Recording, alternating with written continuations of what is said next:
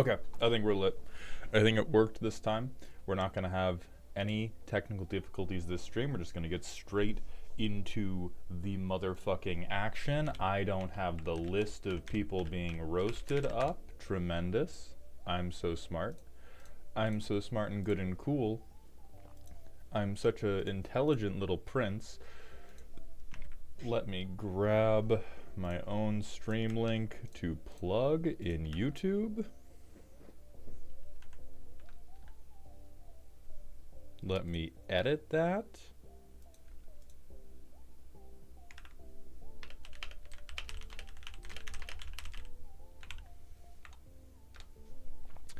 Oh, what the fuck is up, Arcosa?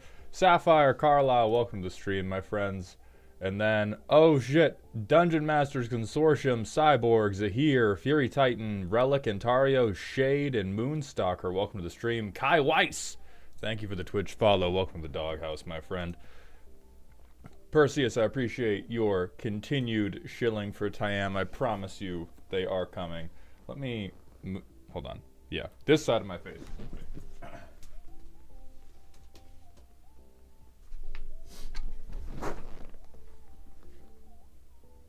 That's a little too bright.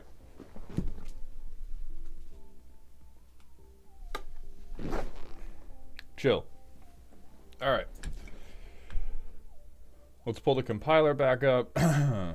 Spellbreaker, hello, Mauled. How's it going? How do you feel about Aether Drift Commander decks? Guess what? They're bad. They're very bad. The zombie deck can almost do something if nobody ever interacts with it, which is at least a little bit of a bar to cross. That energy deck is so bad, it has to be on purpose. This is the third energy deck in like a year or a year and a half, and I feel like they're just going, okay, we're going to print so much energy shit. We have to make sure this one is terrible so that it's just like a purposeful delivery of 2 to 3 energy cards, and everything else is dog ass. Dungeon Masters Consortium, holy shit. Thank you for the 500-bit cheer. Welcome to the top of the dog pile for today. Just to get us started off right, what are the thoughts on the power creep on the card Risky Shortcut from Aether Drift? Well, I'll do anything for 500 bits except most things. So let's look at Risky Shortcut.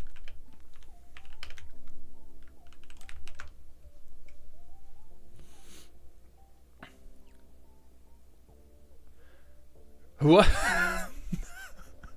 All right, hold on. It's got to go in the PowerPoint.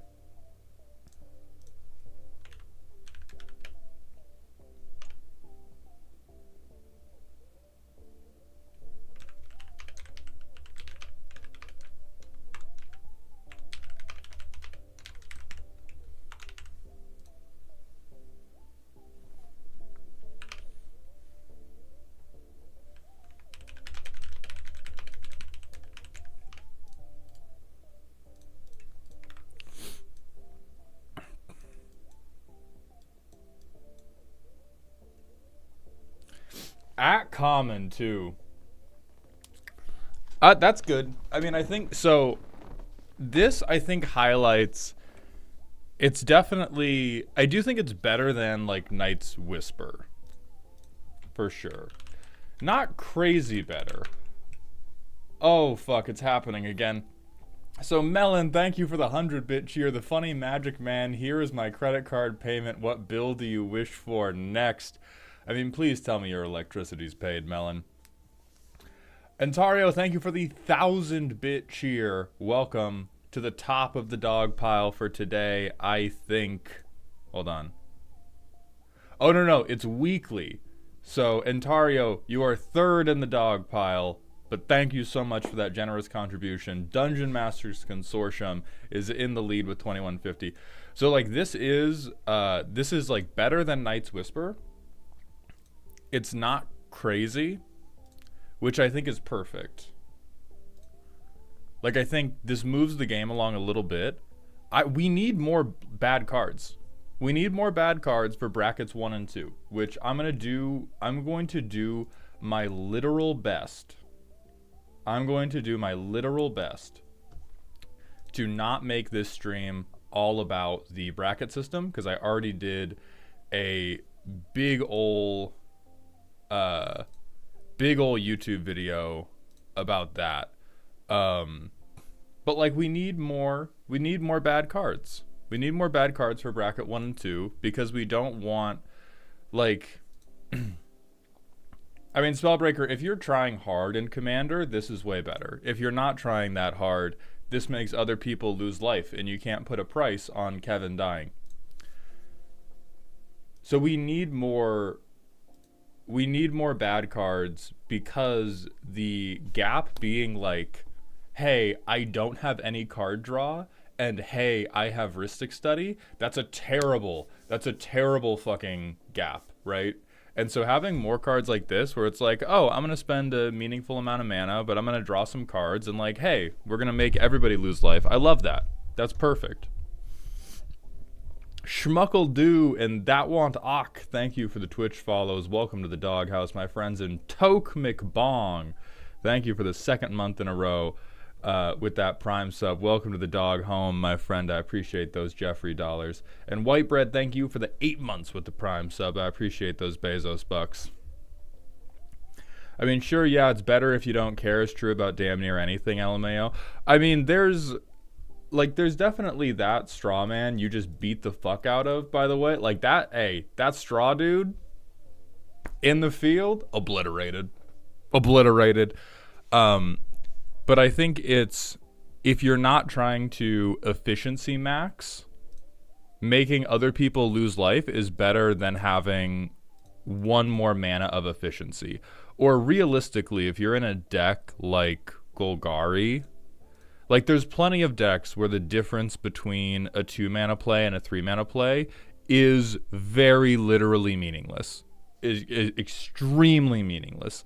Many such cases in bracket 1 decks and bracket 2 decks, where drawing cards being a 1 mana play, or sorry, not being a 1 mana play versus a 2 mana play, but a 2 mana play versus a 3 mana play, means basically nothing in the context of shit that is actually happening. You can theory craft a lot of things that would make the 2 mana play versus 3 mana play matter, but in a lot of like lower power tables, as someone who is out there playing in those tables, many instances where, yeah, I would rather have my opponents lose a little bit of life than I would have the card draw be 1 mana cheaper.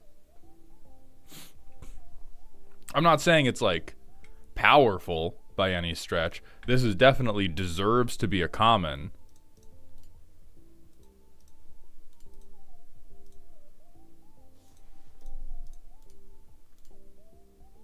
So like auto include in black, right? We all agree.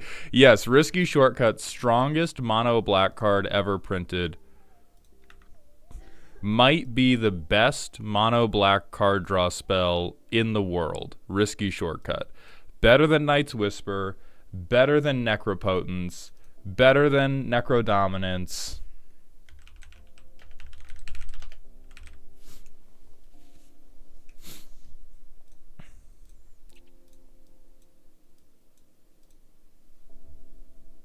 Bolus's Citadel wishes it was this good. Melon, thank you for the 29-bit cheer. I funnel my neighbor's power. That's what they get for having fiscal responsibility. True and based. Capture Dragon, thank you for the Prime sub. And the Odork, or Theodork, thank you for the Tier 1 sub. Welcome back. Sorry, welcome to the dog home for the first time, the both of you. Atraxis Chosen, thank you for the 6 months at Tier 1, my friend. Welcome to the dog home. Troper, welcome to the stream. Risky Shortcut not being on the Game Changers list. True. Mistake. Huge L. Watsy, please. Watsy, please, bro. Embarrassing.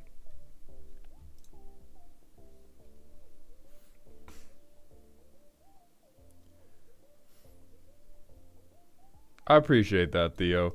And happy birthday. Fact that in a 4-player game that's really 6 damage, wearing a funny hat is also kind of neat as a synergy piece sometimes. Oh, this is definitely... So Risky Shortcut is 100% super okay card that certain commanders are gonna fucking love. Right? Like... I don't know. I'm dumb. I'm dumb for just checking Rakdos when I did this. Yeah, like Rakdos, Lord of Riots. Yeah, he turns that into like legitimately good card. Which those are my favorite cards. These are my favorite commander cards. Is super okay, not that powerful. You give it to the right commander and you're like, oh fuck, this matters. Oh fuck, this really matters now. D-Man, thank you for the 100-bit cheer, my friend. Welcome to the dog pile for this week. I'm sorry you're having a bad day. I'm gonna hope that I can say some stuff dumb enough to trick you into having a good one. Ace Person, to get your deck added to the roast list, you either need to be a Patreon member or a Ko-Fi commissioner. Ko-Fi commissions go on sale the first weekend of every month. They are high demand. I think we ran out of roast spots in 10 minutes this month. So on Patreon, the roast spots are not guaranteed. On Ko-Fi, the roast spots are guaranteed if you're able to purchase one. But if we run out of stock, we're just out of stock. Chops Zooey, thank you for the Prime sub and letting me read that name out loud. Welcome to the dog home, my friend. I appreciate those Bezos bucks. What's up, Knox?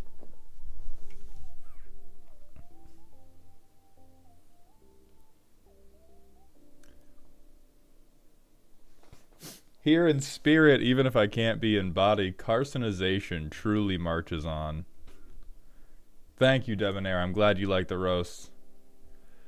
Do you have any advice for building decks in general? I'm trying to build Simic at the moment. The Discord's advice was helpful, but I don't even know how to apply it. So Shade, the number one thing I would suggest for trying to build a commander deck in general is after you have decided the general slant of thing you want to do, figure out how you're going to win. Do not start going, okay, well, if this is what I want to do, here are things that synergize with that. Here's another mechanic I can loop into it. Here's how I support my commander the best I can. Once you have figured out, like, this is the primary gimmick of your deck, you have to lock down how does it end up with everybody else dead. In Simic, the most common answer is either Overrun at lower power, or I draw my deck and I Thassa's Oracle or Labman. Or if you get to really high power, it's kill everyone again because you play Kinnan. So the best thing you can do when you're trying to build decks from a very broad standpoint is pick your gimmick. And your gimmick is normally a noun and a verb. A thing I might make another video essay about that's probably not going to be as long as the Commander Brackets one was, but is related to the Commander Brackets thing, is a creature type is not a theme. It is not a gimmick. It is not a theme to just say, oh, I'm using this type of card. We have used that word to describe it because it's been accurate for a really long time. But now that Gavin Verhey has used theme as a derogatory word to describe weak decks, like we need to have the language evolve a little bit to keep up with it, because a gimmick is normally I'm taking noun and they're doing verb. So if you say this is my like bear deck, right? A bear deck is not by necessity going to be weak because it has the theme of bears. Bears kill people. Ayula kills people. But if you said like, my deck's theme is bears riding bikes or bears riding elks, since we happen to have one in the chat, and you were able to make a deck that was consistently, this is a bear, he is on a bike, that deck's probably weak. Like if you did like bears, if you did like a vehicle deck but only bears could pilot them, like that type of gimmick is going to soften your deck up a little bit. And so after you've picked your gimmick, you then have to go, how do I make that gimmick win? What about zombies? Don't they typically have an underlying game plan of aristocrats and recursion, at least according to Salubrious Snail's video on the Aetherdrift precon? So Elikman, maybe a better way to concisely say what I'm talking about is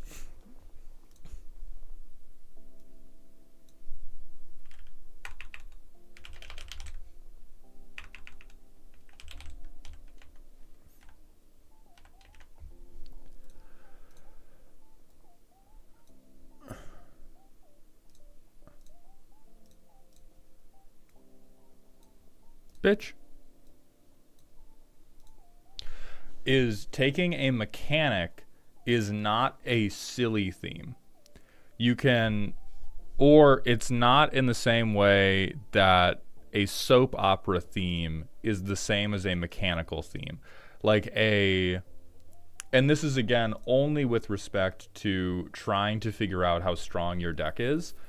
Like a creature type typically has one or two mechanics that it is pushing for. As you said, zombies are typically pushing for some type of aristocrats theme or some type of like lord theme. Elves are typically pushing for overrun. So if your theme is limited to a creature type, then that places you pretty squarely outside of soap opera, and it places you very firmly into a mechanic-driven deck. And mechanic-driven decks are typically 2s or 3s. Like if you're just, my theme is exclusively a creature type, you probably end up with a 2 or a 3 because there are just baseline mechanical synergies that are baked into a lot of creature types. Whereas if your theme is like, here is a bunch of creature types doing X thing that the creature type is not meant to do, then that's usually going to be a 1, maybe a 2. My mechanic is banding. What's the synergy, Mauled? Go to bed. That's your synergy. Go to sleep. Blankets and a pillow. All right, we have pre-rolls on, so I need to hit this first manual ad break to turn the pre-roll demons off, and then we need to get into the roasting for today. I'm going to post the rough order. I'm pretty sure Cyborg needs to go first. Cyborg, sound off in Twitch chat to confirm this. But I'm pretty sure that Cyborg has something else to get to, and so we're going to do Cyborg first and then move into the other people as they are available.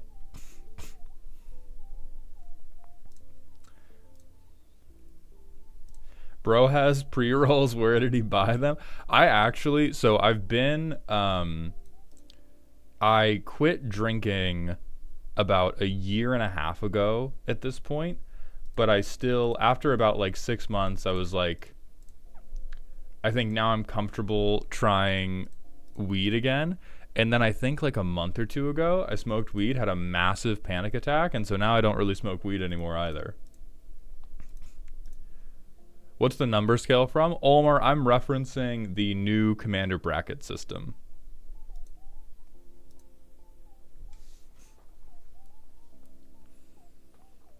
Because I had never had a problem abusing weed in the same way I did marijuana. And so with that, I had like half a pre-roll, and I was like, that was the worst fucking thing ever. Jesus God.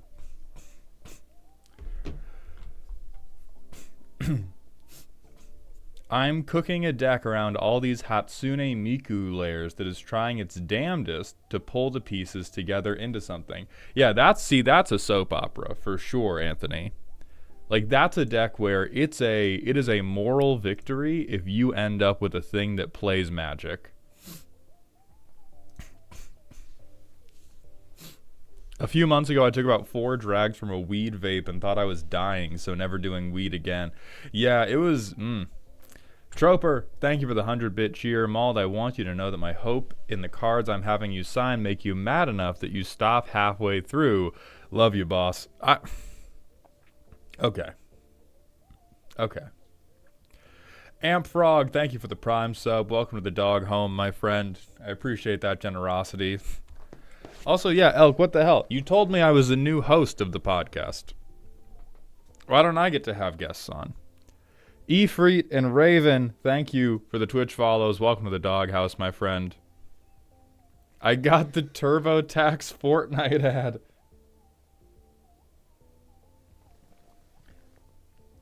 I mean, the thing is, I would want to, but tomorrow is... But I am, unfortunately, all booked for this weekend. But I would love to be on again at a time where it made sense and not a time where I'm putting you on blast on my stream. So do not worry about it right now, but we can talk another time. Nox, yes, League Night is still on in general. We're going to do League Night right after this stream finishes. Elk, I know it's Attack on Cardboard. You can't say it's just gonna be me, Snail, and AOC. That Wantok. Or that Wantok. Thank you for the 1 month at tier 1, my friend. Welcome to the dog home. And Dungeon Masters Consortium, thank you for the 100-bit cheer. Welcome to the dog pile. Well, no, sorry. Thank you for refining your position at the top of the dog pile. And the Darksiders, thank you for the Twitch follow. Welcome to the doghouse. MLG Pro, you get the decks reviewed either by being a Patreon member or buying one through Ko-Fi, but we are sold out from this month. Can you give me a short rundown on the personality chart? Schluffmeister, that is a great way to segue into doing what the point of the stream actually is, which is roasting decks. So this is the deck personality alignment chart. The 3 qualities with which I am describing power is chaotic, greedy, tuned. Chaotic means all over the place. You may have said a word that you thought was something you were building around, but your mana curve looks more like a mountain range than it does an actual curve. You don't have any actual synergies, you non-bow yourselves, etc., etc., etc. Greedy is you have an idea, but it either requires the table to never interact with you, or your deck requires the table to let you cook. It is something where you're gonna be able to do it, but if anybody wants to stop you, you are raw unstoppable. And then finally there's tuned. This is just good. This can range from pretty good to CEDH levels of good, but it means you had a thing you were trying to do and you are doing it to a high degree of execution. Soap opera is something stupid. Soap opera is, this is my dog prom deck, it's about dogs going to prom. Or this is my bears riding bikes deck. Soap opera decks are almost always built with noun plus verb. It is not a soap opera to say, here is my creature type deck. If you say, here is my insert creature type deck, you have made a mechanic deck. Mechanic decks are built around a specific card type or a specific card mechanic. So if you're saying like Simic Stompy, that's mechanical. You're trying to just slam big things in the Simic colors. If you say, I'm doing an Elf Ball deck, that is a mechanical deck. You can also say like, I just want to do a Card Touchers Unite deck where I draw as many cards as possible. That is a mechanic deck. Dungeon Masters, I would say muscular women killing people with hammers is it's soap opera, but it's definitely close enough to mechanic that you can, like, you could still build it fairly strong. But yeah, like a lot of the cards we looked at, you picked some truly bad cards. You picked some truly bad cards in the name of them being a sexy woman with a hammer, which is the heart of soap opera. Craig, thank you so much for the $10 super chat. Welcome back, or welcome to Dog Heaven. Hey Amald, wanted to thank you for your content and give you a tip for the great advice. Henzy for life, you mana dorks. I appreciate you very much.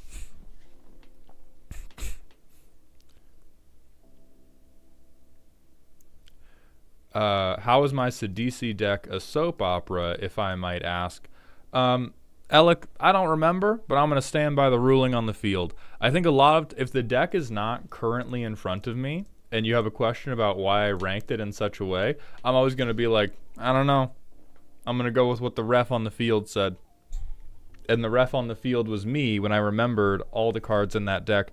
If I classified it as soap opera, it was probably because you had too many mechanics going on at once. What I can remember about that Sidisi deck is that you did not focus on any one mechanic. Oh, and you had flavor picks, then yeah, I would say if you're not focusing on a narrow number of mechanics and you have a lot of flavor picks, that's gonna get me to rate it as a soap opera. It was tuned soap opera. Then yeah, then you probably went for like the soul, trying to just be as Sultai as possible. Nox, probably not, just because we have League Night after. If this stream was totally open-ended, I would say yes, but we have to do League Night after this, and then I have to go to bed early because I'm going on a charity stream tomorrow before doing the next day of roasts. I appreciate your patience, Nox. And Sario, thank you for the 250-bit cheer. I appreciate that contribution to the dog pile, my friend. Reed with a bow. Xandermander, thank you for the Twitch follows. Welcome to the doghouse, my friends.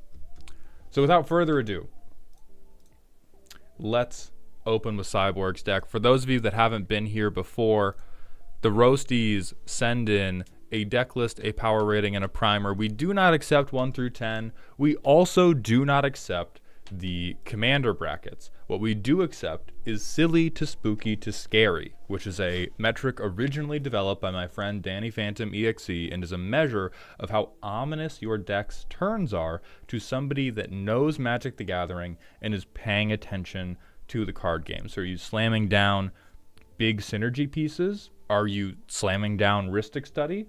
Or are you slamming down a dog that's trying to get ready to go to prom? Those are the types of vibe-based evaluations the silly to spooky to scary scale is doing. Now, if you, when you submit a deck, tell me, hey, I really want this to fit into this specific bracket, we can give our feedback in that context. But otherwise, I'm going to ignore whatever, bracket thing you're in. Other than that, you have to send in a primer, which is the main thing I'm judging your deck on. That is a 1-paragraph description of what you think the deck currently plays like or what you want the deck to play like. And as a final note, we are going to be totally disregarding whatever Moxfield says the bracket is. I want to be so clear. See, this says bracket 3. I want you all to totally and forever disregard whatever the deck building site says your bracket is. They don't fucking know. This is bad faith, stupid ass, fucky ass, trying to keep up with the times, forcing this feature out before it is ready. They do not know what bracket your deck is in. They know whether you have game changers. They know whether you have these quantitative criteria, and they're trying to use that to give you a bracket.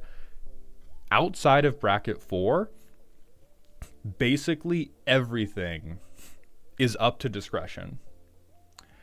And so if they actually wanted this to be a useful thing, they would just have a little question mark here. And they would reveal what bracket it's in after you answered a literally 1 or 2 question questionnaire about what your deck was doing and how fast it wanted to do it. But they don't, because they don't actually care. And like Architect, I know, has a little caveat where they're saying like, oh, this is just an estimate, your intent matters. That is just that one friend you had to cut out of your life because they gave you terrible advice over and over and over and tried to qualify every statement with IDK though. I don't know. I think you should blow up your entire life and get addicted to heroin. But what, I don't know though. That's what Moxfield is. It makes me not like, it's not that deep, so I'm not that mad about it. Like, it's hard to be disappointed in the corporation doing something not in the interest of its consumers, because that's what corporations do. But it is just like, ugh. Because this is super dumb. This is super dumb.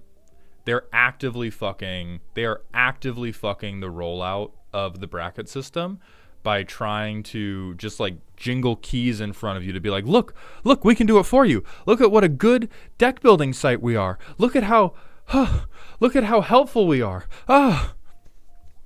And they're reinforcing a ton of misconceptions about the bracket system by even implying that they can determine what bracket you're in exclusively from these criteria.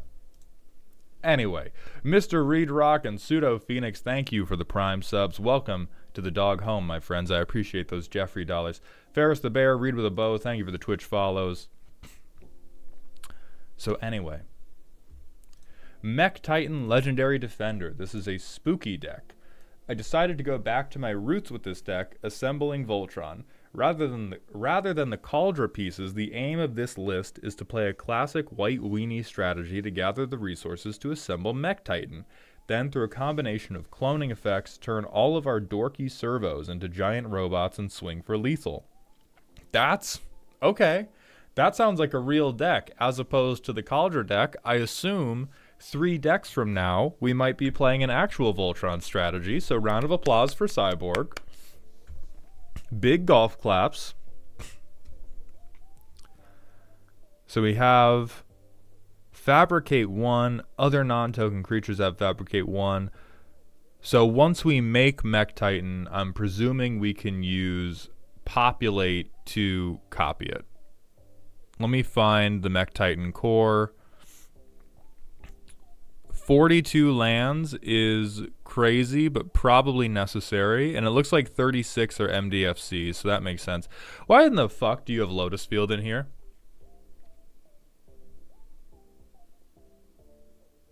That's not... Oh, catch-up ramp. Okay. Hold on. Cookery.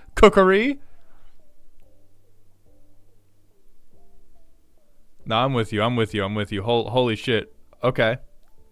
See... Okay, I said I wasn't going to do this, but I'm doing it. This is what the bracket system can never understand. No Game Changers list can ever quantify the absolute buffoonery that is Lotus Fielding myself exclusively to make my Knight of the White Orchid turn on. The AI will never take that from us. So we have a ton of draw. All right. So we make a legendary, that sucks for us, legendary 10/10 with keyword soup.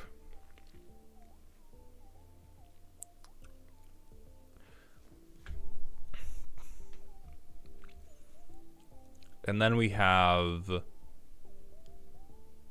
1 way to break legendary, 2 ways to break legendary, 3 ways to break legendary, a 4th way to get around it being legendary. Ooh.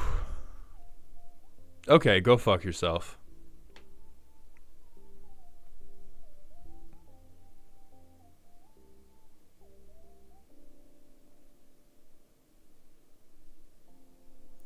We do need it though. God damn it. Ugh. Is this the first justifiable Karn in the... God, that makes me angry. Hold on, let me fix the... I'm putting myself over here. To be as far away from the graphic of Karn as possible, even though I'm now closer to his actual name. Okay, you little rat. You found a way to justify having Karn in the list because you do need it to bring back your Mech Titan core after the first time you get rid of it. Dusk Till Dawn, so we're doing the White Weenies game plan. I really like this in a vacuum. Initially, this looks pretty tuned in a vacuum. I do worry about what happens if the Simic player just says like, damn, that's crazy, here's an 8/8 on turn 3 or turn 4. So let's play test it and see how good this Weenies strategy is at actually holding up removal.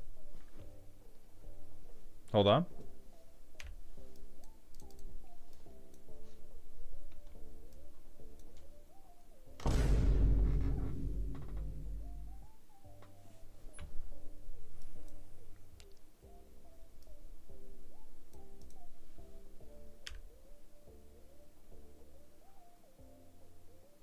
We don't have a mountain, and we don't have a turn 2 play, so I'll do that.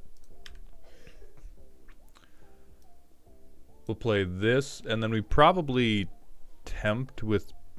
I don't know, we could play Legion's Landing.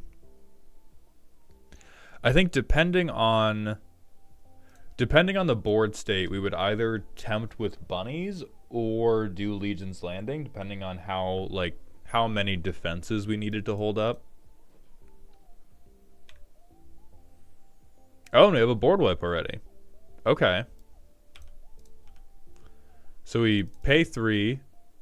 We tell everybody to go fuck themselves. And then we hang out. Autumn Soldier doesn't really matter yet. Oh, but we do need... So we anchor to reality. We've achieved the Mech Titan core now. We do have to reveal it.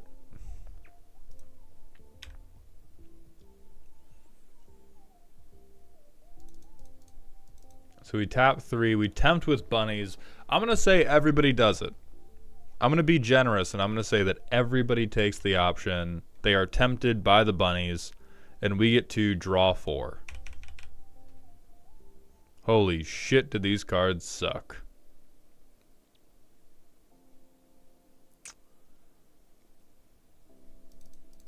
We're going to pretend I tapped this correctly. We're going to pay 3 life.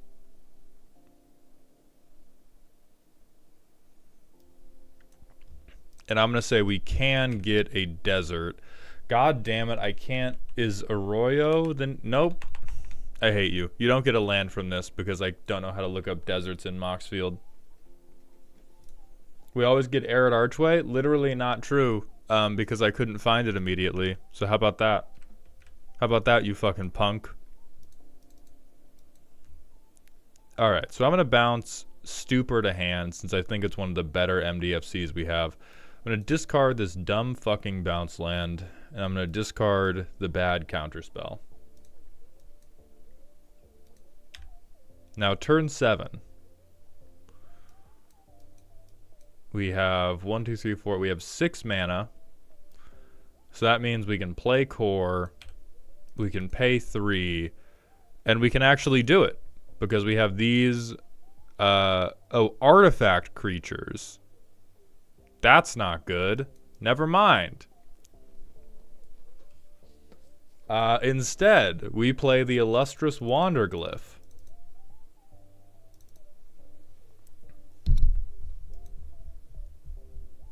And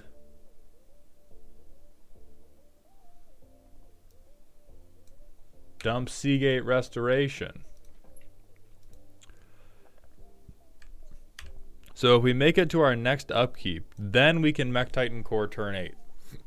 We've board wiped once. We haven't really had... We've not had targeted removal, but we did have another board wipe come up. And you do have the non-land permanents to make Hour of Revelation come up. So I actually... That was a pretty good playtest. This is a pretty good playtest. Let's see if we can repeat it on turn 2. You dumb motherfucker. Alright, have fun never tapping for a color. I have Vesuva enter as 3 Tree City and I sacrifice it. I bounce this. 3 Tree City. Now we have a 1/4. I do think this is maniacal. I think even if we pick Thopters, this is absolutely fucking insane.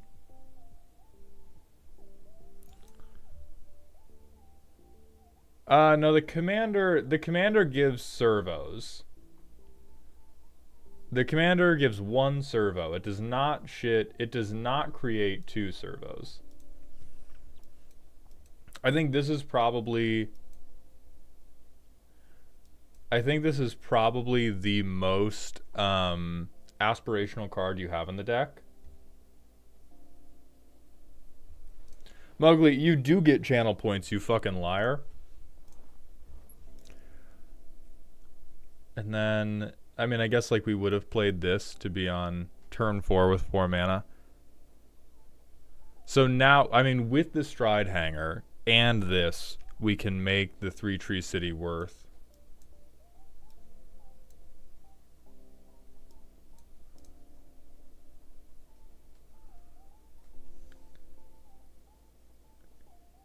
And now we have...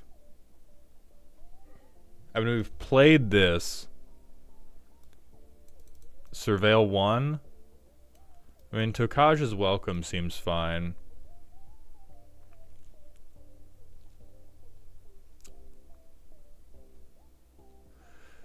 We play this guy. We get to make 2 1/1s, which allows us to draw Tokaj's Welcome. And then we'd be up to... I'm just calling it a fucking gnome. Who cares what the creature type actually is? So we have a Thopter, a Servo, and Lasheel. So we're up to 3 artifact creatures, no artifact lands. How important to the deck is the core? Will it matter that much if they lose it early and don't get it back? It is the entire deck. The entire deck is merely a bid to buy time until they can resolve the Mech Titan core. This deck is the Riddler, and the Mech Titan core is the construct that Lex Luthor has created and is slowly driving towards Metropolis to kill Batman. I know that reference didn't make sense. Shut up.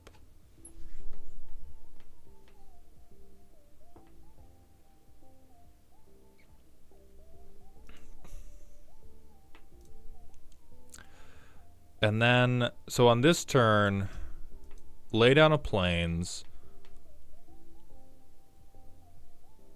If we lay down Tokaj's Welcome, we have 4 mana left,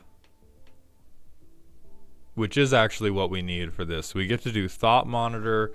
We get to draw 1 off of this entering, draw 2 off Thought Monitor entering, turn 8. 1, 2, 3, 4, 5, 6, 7, 8. We've drawn 8 now. It's turn 8. We've had... I mean, shields are down. We've been able to Stroke of Midnight one thing.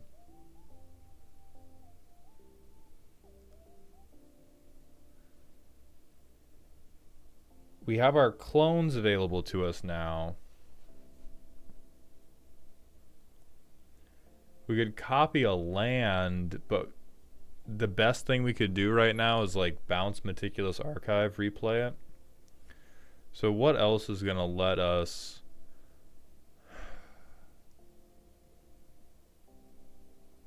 Probably the best thing we can do after casting Seagate is to Autumn Soldier Thought Monitor, because that way we make more guys. I wouldn't even Kaith, because Kaith doesn't... Like, we have no method of winning this game by just doing Kaith stuff. We're... Oh, the Automaton to copy the banner. I think that's super cap turn 9. But sure. So let's see, we have 1 copy of this. So our Thopters get +2/+2. We get to make a Servo and a Thopter. So we're up to 3 Thopters. I'll now track these because their damage actually matters. We're up to 3 3/3 Thopters. Turn 10. Now we can probably try to murder somebody.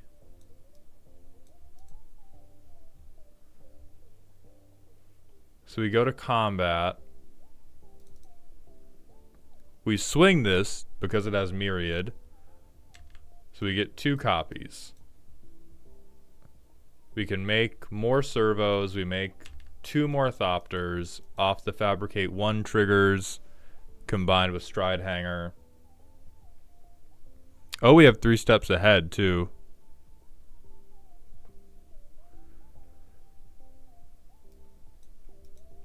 So we have, oh yeah, then that will actually definitely do it. If we get a second non-myriad copy. Okay, so we can actually murder. Now the question is this entire table murder or is this one person murder? So these are the two of them myriaded. We have 3 more Thopters than we actually thought, and each one has +6/+6. So it's, or sorry, +7/+7, because we have the original, then we have the 6 copies. So we have 8, 16, 24, 32, 40, 48, 56, 64. So we're not lethal. I mean, at turn 10, honestly, that's probably lethal to the table. I would be shocked if everybody was still above half health at this point. So to answer the question, I was wrong. We do actually play Magic, even if we don't get the Mech Titan core. So I'm gonna say straight up, good deck. This is just straight up. You're playing Magic. I think it does. I mean, every deck dies to removal. You, however, have the removal to also kill other people's stuff in response. And you have stuff you can do. I do worry that the Stride Hanger, like I worry that if we didn't see the Stride Hanger and didn't see the Mech Titan, then you probably do fuck all. And so in that, I'm gonna recommend what I always recommend for decks that have very specific things they need to do, and that is, motherfucker, head to a game show. Head to a goddamn game show. Because we have like Illustrious Wanderglyph and Stride Hanger Automaton are critical to our ability to play Magic in the absence of Mech Titan core, and Mech Titan core is the main thing. Darebrain, that's not something I'm missing, it just doesn't matter. So we have 3 cards in the deck that matter for winning at Magic the Gathering, which is pretty low. Normally you want like 4 non-deterministic win cons. If you want to have like these 3 cards just say I win the game on them, 3 is pretty good. 3 being like 3 cards being, this is how I create a preponderance of combat damage that should hopefully kill you, is, oh, Thousand Moon Smithy matters too.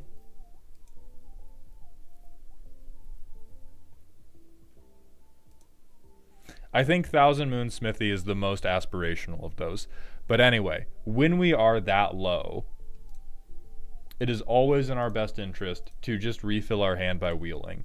You have a lot of pretty good engines, but like Secret Rendezvous is strictly worse than having a wheel in, and I'm not sure as to why. Because the other stuff we have in the deck is definitely working at the power level where wheeling is appropriate. Like if we're tutoring stuff up but we're not willing to wheel for it, you need to go to therapy about that and not this stream. Now chat is suggesting Guardian Sunmare.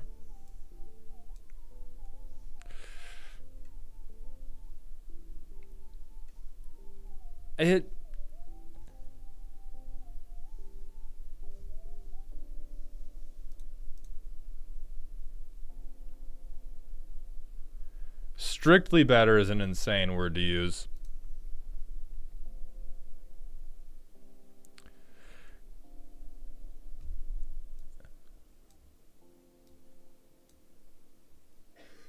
Whenever this creature attacks while saddled, I distrust that you will have Saddle 4.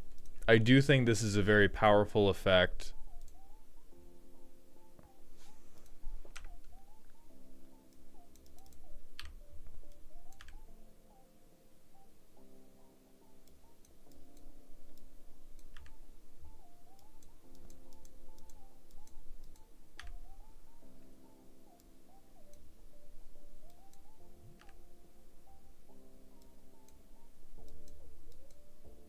Okay, Turn 6 we can have saddle 4.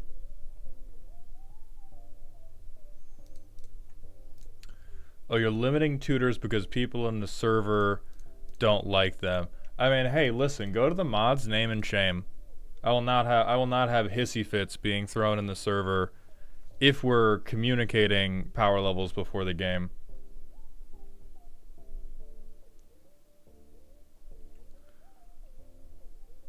Okay, then yeah, I'll say since apparently you are totally able to tutor fucking Stridehanger Automaton to hand every time you need it, then stop assuming other good shit has already, like,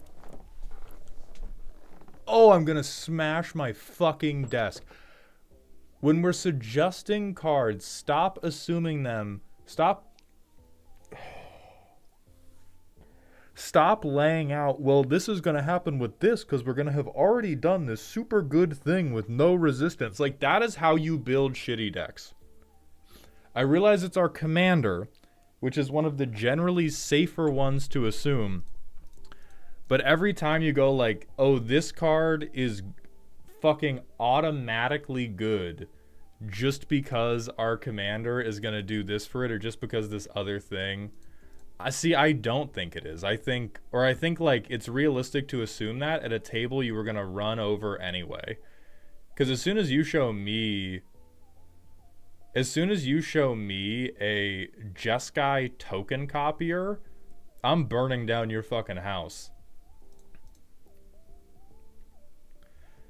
Anahadri, thank you for the Twitch follow. Welcome to Doghouse, my friend. But yes, I would say Guardian Sunmare, especially if you're going to cut the tutors you already have, then you could absolutely replace Anchor to Reality with Guardian Sunmare, because Guardian Sunmare, even though its ceiling is better, you can definitely argue about it being like more fair than Anchor to Reality is, because it's a creature that they have like sorcery speed time to remove. Then new to ready for recursion.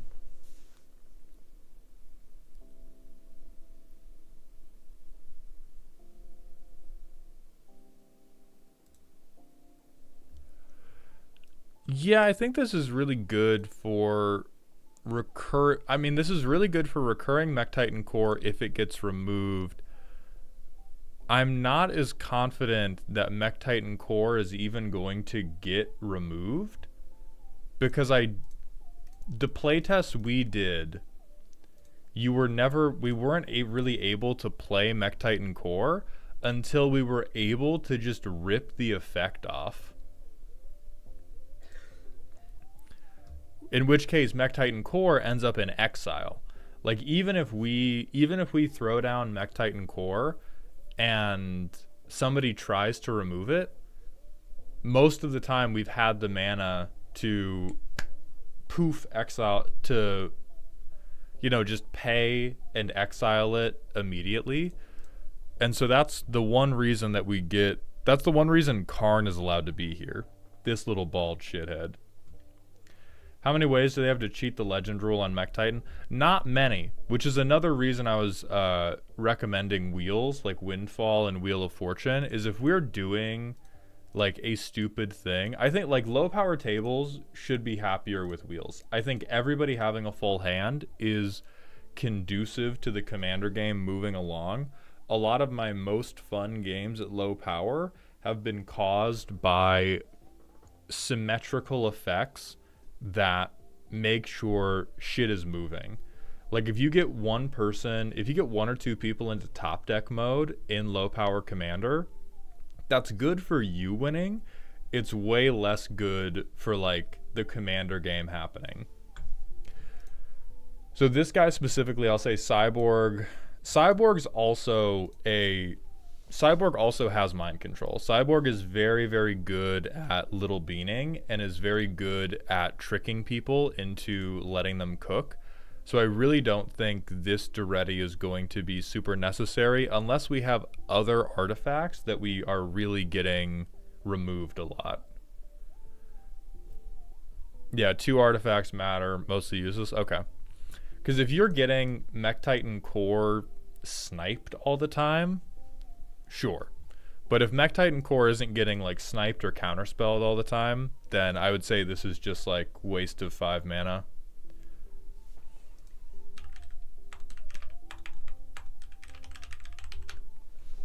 Goblin Engineer goes extremely hard at recurring Mech Titan Core.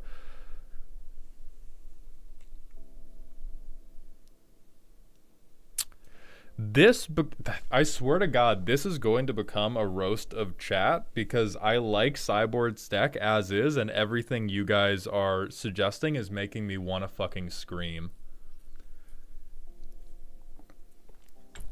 So, this would be good if the deck as a whole was really focused on artifact recursion. As it stands, if we just slot this in the deck for a random card, maybe for one of the 42 lands, we put Goblin Engineer in the deck. We get Mech Titan Core into the graveyard.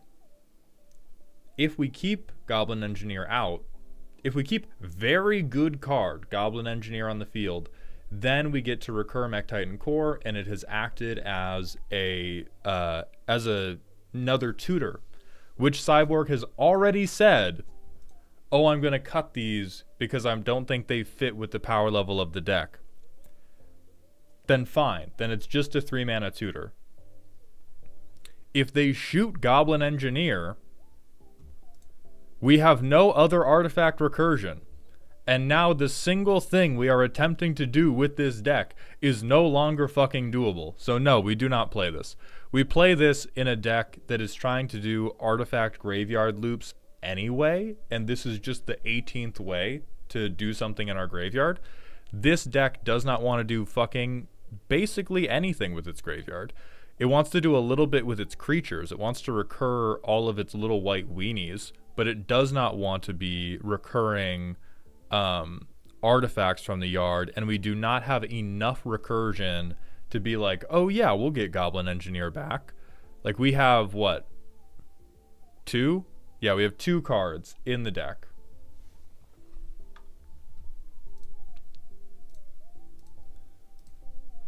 Or Marvin, Murderous Mimic. I'm with Cyborg. I need 18 fucking pages on what creature ability we need to copy. Oh shit, true, this has crew too. If we have the Mech Titan out.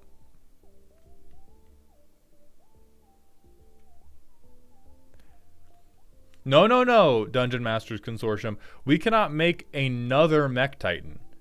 Because Mech Titan Core, well, once we crewed it, is it copyable once we crew it? Hold on.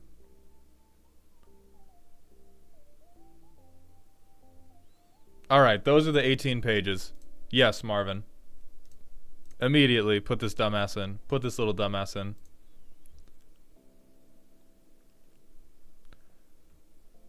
So yeah, cut one of your... Cut like Deadeye Quartermaster. If you really want to cut all the tutors. Neither of us can read. High five.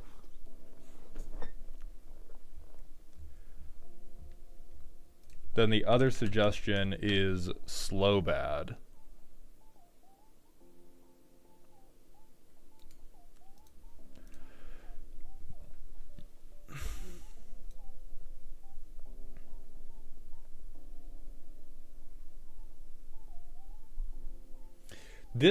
I think this is a good card for literally anybody but Cyborg. And Elk, I'm going to forgive you for suggesting this because you don't understand that Cyborg is just like an X-Man, but his primary power is to convince other people to not remove his commander.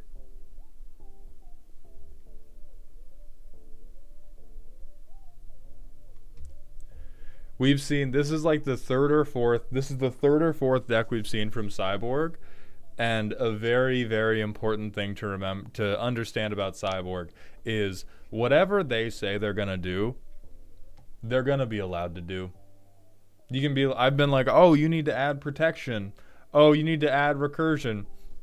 But yeah, absolutely. Cyborg is that guy in college that just plays Wonderwall a lot, but convinces everybody that it's a totally fine song to hear 87 times.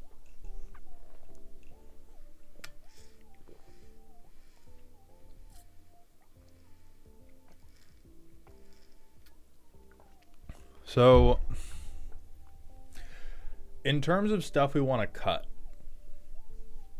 I do agree with the hatred of Saheeli.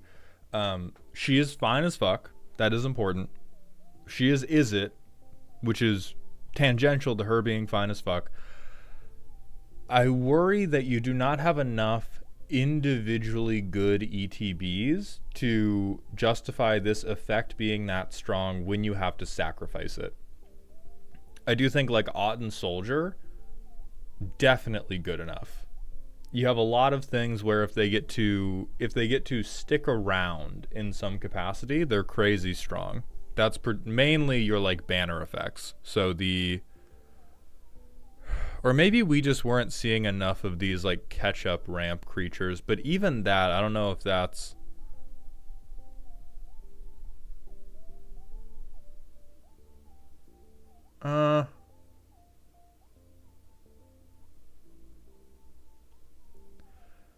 I'm going to walk that back and say that I'm probably being too judgmental, and the playtests we saw just didn't see enough of the like card draw weenies, because you do have a ton of things that have ETB effects. We just didn't see too many of them.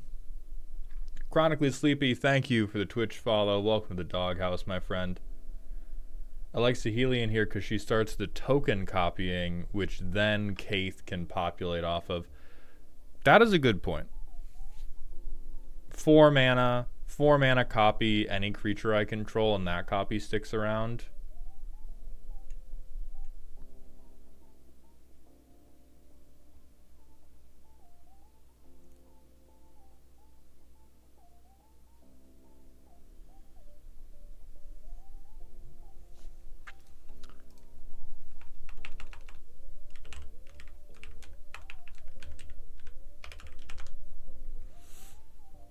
I do agree with Irenicus's Vile Duplication. I run this in my Niv Mizzet all clones deck, and it's always really good.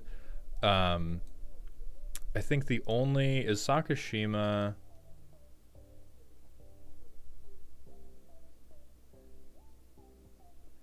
Okay. They're both limited to things you control.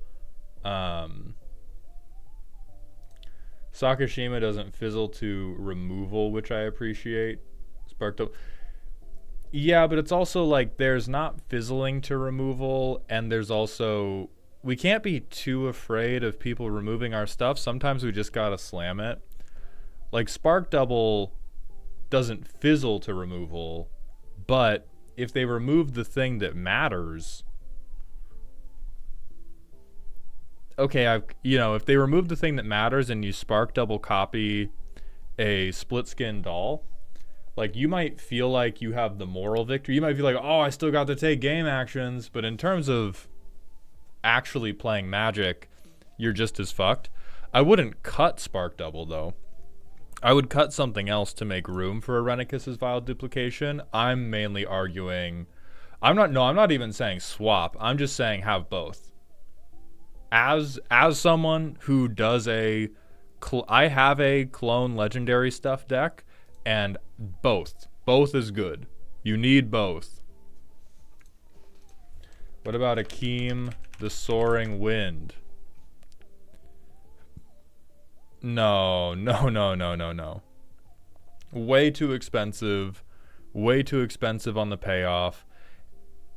Like, if the Mech Titan Core thing is working... It's working. Oh, and Elk actually raises the hot point of, with Vile Duplication, now Kaith is just populating whatever you duplicated. Because now you have a non-legendary token. that you can hit with your populate stuff. Versus Spark Double, you need another way to start. So yeah, I would just run both of these. Ow. Ow.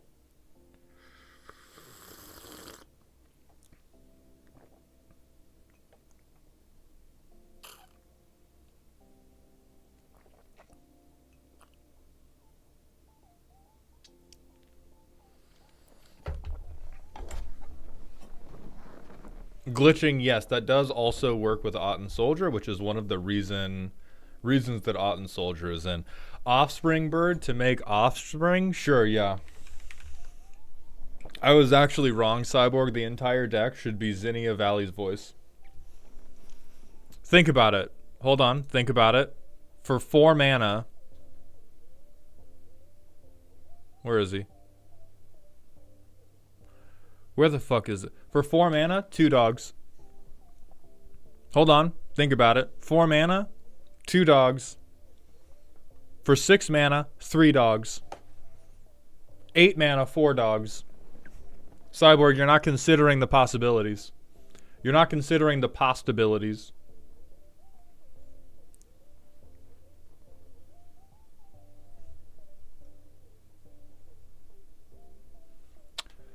No, Jummy Bug, I don't think we do. We're not making mana like that. We are hitting our land drops like that. 10 mana, 5 dogs from Mango. Exactly. Thank you, Mango. And thank you for the Prime sub, my friend. Everybody clap for my YouTube editor. Everybody fucking clap. What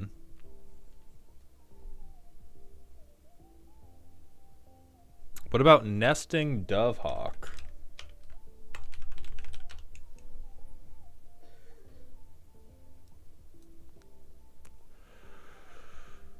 Ugh.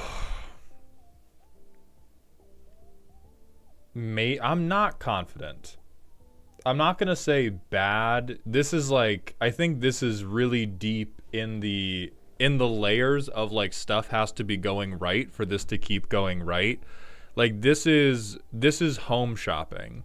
You know, like when you go on Zillow and you start looking at like, okay, one day if I save up for a down payment, this is the type of home I could buy.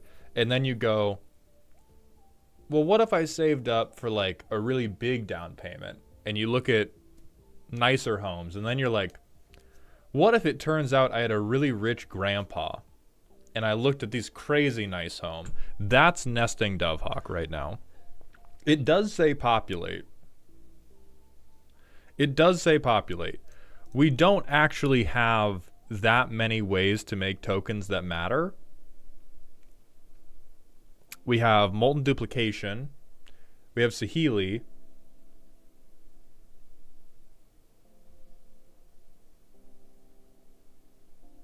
Three steps ahead. And again, this is by design, because the token that matters right now is Mech Titan. We have Mech Titan Core to make the 10/10 token that matters, and then we want to copy that guy. But we have a very, very low number of tokens that actually mean anything and are going to be worth copying in a vacuum. I think 9 times out of 10, Nesting Dovehawk says 4 mana, I get 1 extra 1/1 every combat. So I'm going to say no. Low Dragonfly, thank you for the Twitch follow and the Prime sub. I appreciate those Bezos bucks. Welcome to the dog home.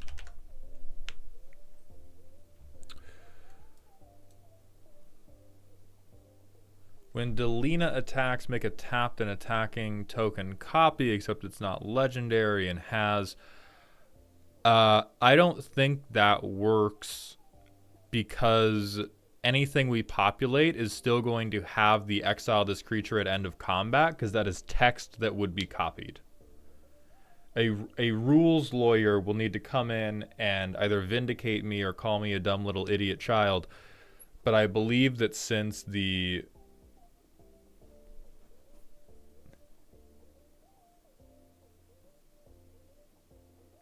that text is conveyed. Like, I think the... like, it works specifically in the context of we already have Mech Titan Core out, but I think we have enough stuff that's great after we have Mech Titan Core out. And I think in every other instance, we're swinging a 3-2, praying to God the 3-2 doesn't die, and we are probably not getting good enough value off the extra copy. Yeah, there's other ETBs, but I think those other ETBs being dope, like, is one, a lie. The other ETBs are like value ETBs, and if we're not keeping them around, I just simply like a lot of the other things they have in this deck better. Like, I think right now, I'm butting heads with chat because I think this deck is pretty good. I think this deck is pretty good, and I think we're naming a lot of other things that would also be fine in the context of the deck, but would be a step backwards in terms of how good the deck already is.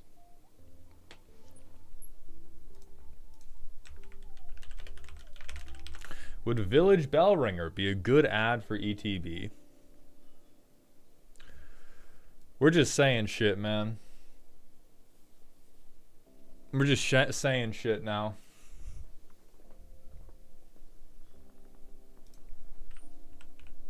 Thoughts on Prava to buff tokens? Absolutely not. Absolutely not. This is just worse. Like, I need everyone to remember, we don't even have Frantic Search in this deck. And I'm not even yelling at them about it, which means that all of your suggestions need to be better than Frantic Search. Making them big-butted super doesn't matter, especially when it's only on our turn. Like, I think most of the servos, we don't want to swing with these motherfuckers. These are chump blockers.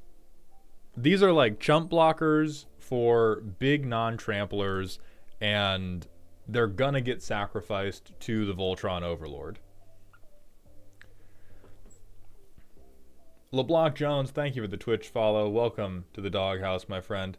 Does vomiting gnome tokens with Anim Pakal help the deck at all? I don't even know what mode I'm going to put chat into. We're putting you on the Matrix Cyborg. I like this deck. I think you've done a good job here. I think the first two suggestions we gave you, there were like two good things. I think Arenicus's Vile Duplication is good. I think there's like one other that is good. This is honestly pretty peak to me. I think this is very, very close to what every single deck should strive to be. If it's trying to play in the like spooky range, it has a thing it's trying to do that is very good at ending the game if it gets to do it. And it has ways to end the game even if it doesn't get that specific thing. And then it has interaction so that it can have agency. Like, this is just good. Willpower, you're fine, you're fine. So I would say this is... I'm going to say tuned mechanic, but the mechanic is a bit... Like, you've picked a mechanic that's definitely weak. Because your mechanic is Mech Titan, which is hilarious. Because I saw the title and I was like, "Oh, this is going to be bad." But I think you have struggled out a workable Mech Titan deck that does definitely count as spooky. Typically, it plays to slow roll people and blow their nuts out with Hour of Revelation before Mech Titaning off. Yeah, it did look like you consistently had access to at least a board wipe. I am still going to say, I think you would benefit from wheels. I think you have a lot of hyper-specific things that need to happen. And although you may like denying other people cards, I think wheeling tables is a more effective way to keep games moving. And if anything, you just wheel into, hopefully they re-vomit their hand, and then you board wipe them anyway. So I am going to suggest wheels for the specific case of, I think of the 3 playtests. Wheels can be dead draws if I have Mech Titan in hand, since it never comes back from the grave.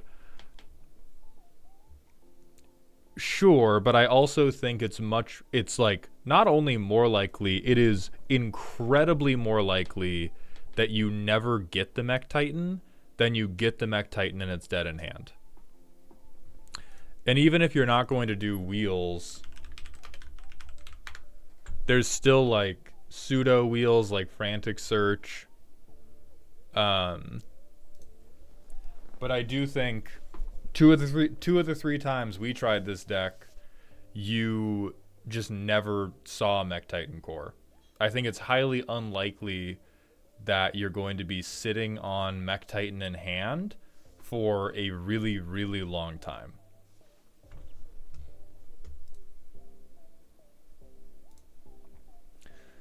All right, so next we're going to go back to the normal order, but I know that Lore needed to go last. So the next person is going to be Aiko, then Tromodlov Drolmai, then Relic, then Lore. So I'm going to post the order. We need to do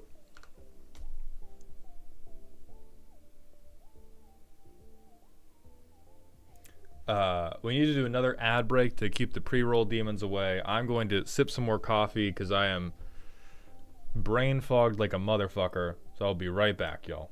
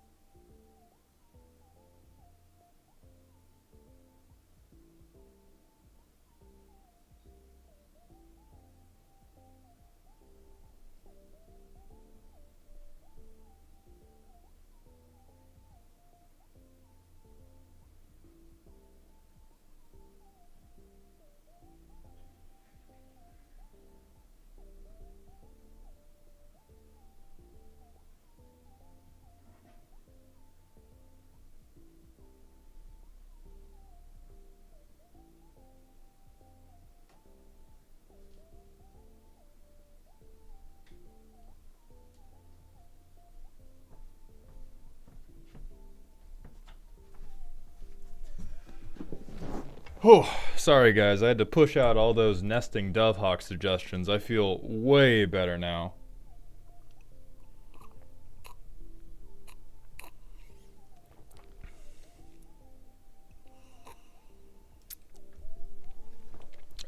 Kilroy, did we schedule you via Discord or email? And what deck do we need to roast for you?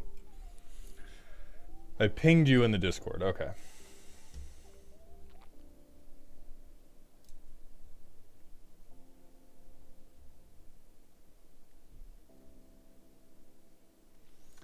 Is it for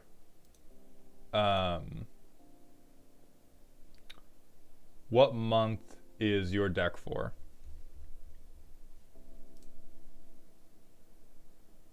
Oh, you're Galneus. Oh, okay.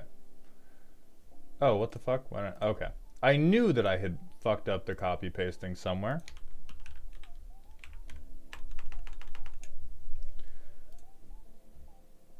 Give me 1 second to find it.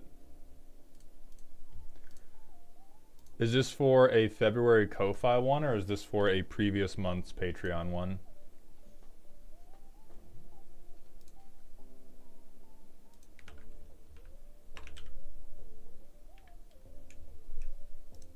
Okay, so Patreon this month.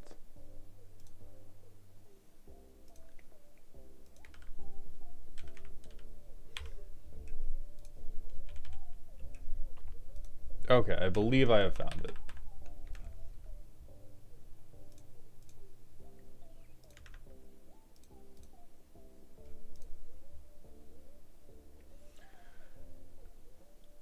Melons away. Thank you for the rant redeem. Hit me with the top.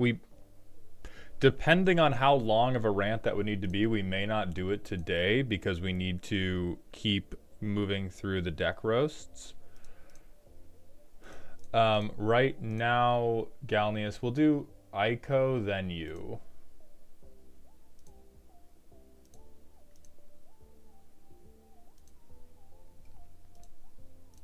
Then we have a random Smasher Pass redeemed as well. No. Neither the incredibly old grandpa or the wind creature will be feeling my sweet, sweet caresses. Also, holy fuck, I missed a 1,000-bit cheer from Dungeon Masters Consortium. You have my apologies. Thank you for that continued contribution to the dog pile. Please give Mango 5 minutes with a single family member of their choice. Mango, I'll give you 5 minutes with half of a family member of your choice. You can choose top half or bottom. Reddermanzer, thank you for the Twitch follow. Demran, thank you for the Prime sub. Welcome to the dog home, my friend. I'll do one. I expect to be shorter. How do you feel about using suboptimal commanders with better cards in the 99? I'm sick of hearing why is Ashling the Pilgrim in your command zone and Ashling Flame Dancer in the 99. I mean, I think that shit is peak. I think that there is a limit to it. There is definitely a limit to it. When you get to the point of, I have 2 different decks, and the one I play depends on if I draw the better commander or not, then I think you're doing a little much. But if you just have a commander that you like that is your flavor pick, and you have a bunch of good cards in the 99 to support that flavor pick commander, that's the point of commander. That's the point of commander.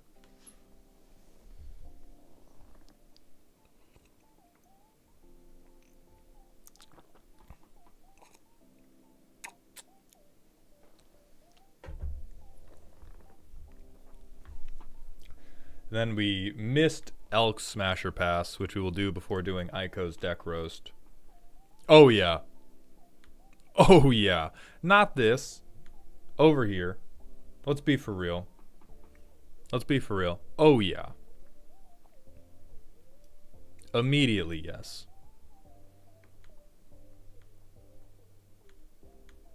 What about the little boy on her shoulder? It can watch. It can stay in the room, you guys. Let's not be crazy. It can stay in the room. It can stay in the room, but we're not going to be fucking maniacs about it. Elk is 3 for 3 now. Yoba on Boba. I spilled coffee on myself. Thank you for the Twitch follow. Welcome to the doghouse, my friend.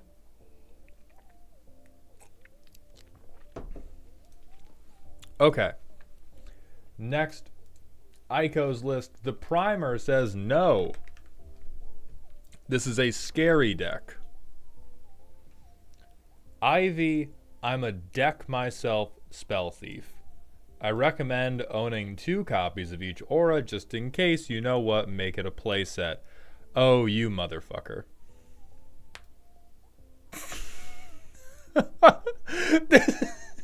Primer. This deck sucks and is unhateable because it is too boring. Does not have enough of a personality for you to shit on it. Any recommendations for next month? Well, first, let's see. Restrictions. No mana positive rocks, no soul lands, no copy effects, no wins other than Thoracle Labman, no card draw engines, no infinite combos, sad face, no Gaia's Cradle, no cost reducers, no tutors, no free spells. So what this says to me is I'm going to make you watch me jack off, and I'm going to do it real slow. I'm going to do it no lube. My immediate hate is Ivy's a crazy commander. Like, Ivy is an absolutely insane commander, and that's why I only said kind of slow. Yeah, Aiko, it's still kind of fast. Because if you're doing aura deck yourself, I imagine it can happen pretty goddamn quickly. Okay. We have a bunch of cantripping enchantments. Haste enablers. These are bad, but they unbrick me. And then we have a lot of, like, Enchantress card draw. Me want card draw, please, yeah. My best Goldfish was turn 5. Yeah, like, this is one of those decks where I think Ivy is a warrior mindset commander. I think that no matter how many restrictions you apply to yourself, being able to copy permanent spells and being able to just copy spells on a 2-mana commander in general is so powerful that if you build anything that is even coherent, it's going to be good. So I do agree with your designation, or I don't know if I agree with, like, super scary, but maybe. This is definitely an exhibit on why Simic should never be allowed to do things, because if they do things at all, I'm just trying to make as many casual combo decks as I can. Diabolical behavior, okay? Casual doesn't need combo.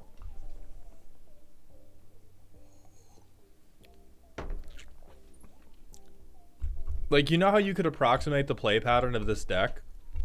You could sit down and you could pick up the top 7 cards of each of your opponent's decks and go, I'm just seeing if you guys have a removal spell. No? Next one. And then throw the cards in their face like you're fucking Gambit.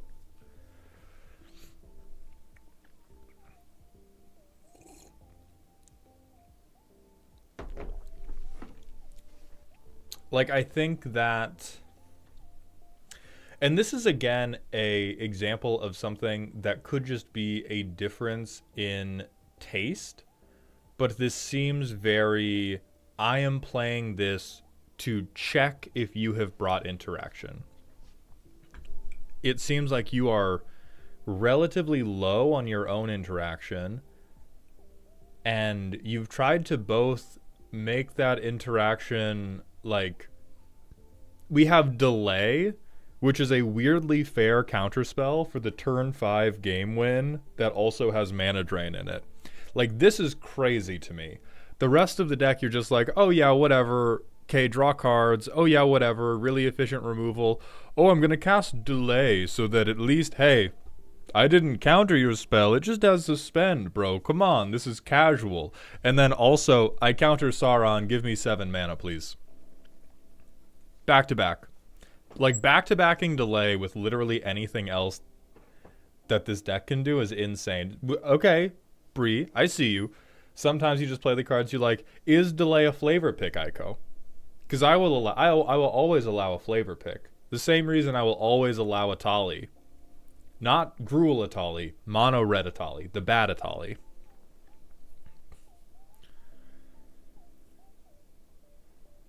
That's my counterspell package for every blue deck. Ugh. Oh, we've optimized out the man's soul.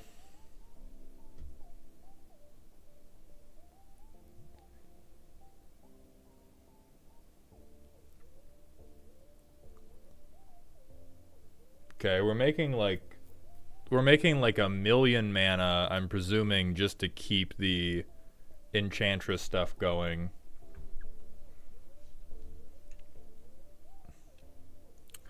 Okay, so Flooded Strand, turn 1, we're cracking for, you definitely have Breeding Pool in here, down 3 life to get an Elvish Mystic. Next, we will Entity Tracker.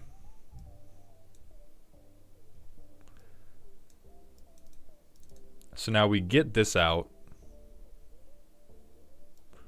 We play this, copy it targeting Ivy, 2 enchantments enter, so we draw a card. We swing this, we hope that we hit. If it does, we float 2 green. We play this on Elvish Mystic.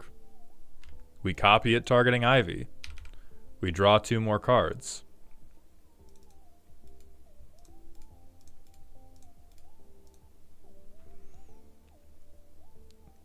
We tap Utopia Sprawl. Is this... So this is not going to target another creature, but we'll play Utopia Sprawl on... Oh, well, do we want to play Utopia Sprawl? No, we'll do... Yes, we do draw 2 from each enchantment cast.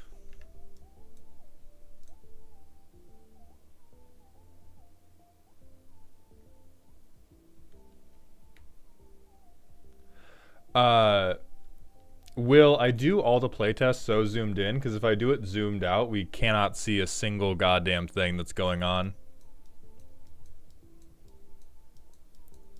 So if that feels nicer, sure, then maybe Mango, enjoy zooming in 4x on every single card we played. All right, turn 4. Have they learned to fear us yet? So these guys, or I'll say that I put this on the other one. So this is now 3 damage. We do not have or actually we might have the Devotion to Green where Karametra's Acolyte is crazy. But first, I will do Breeding Pool. I will draw a card. We have our first protection spell.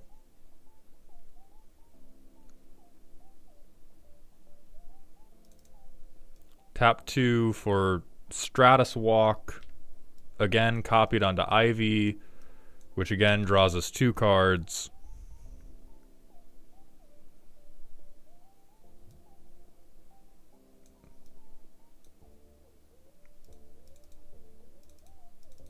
We'll move to combat. Well, with flying, we do, what is this, 3 damage, and this is also 3 damage. So we float 6 green mana, spend 4 of it on Eidolon of Blossoms. We draw 2 cards. So we have 2 green mana floating. Spend the floating green mana in the island to do Shielding Plaques, copied onto Ivy. We draw 4 cards now. And now we're holding up 2 mana in case anybody does anything to us, so we can Swan Song and defend the Rider. And it's turn 4. And we're almost at critical mass of nobody can do anything against us anymore.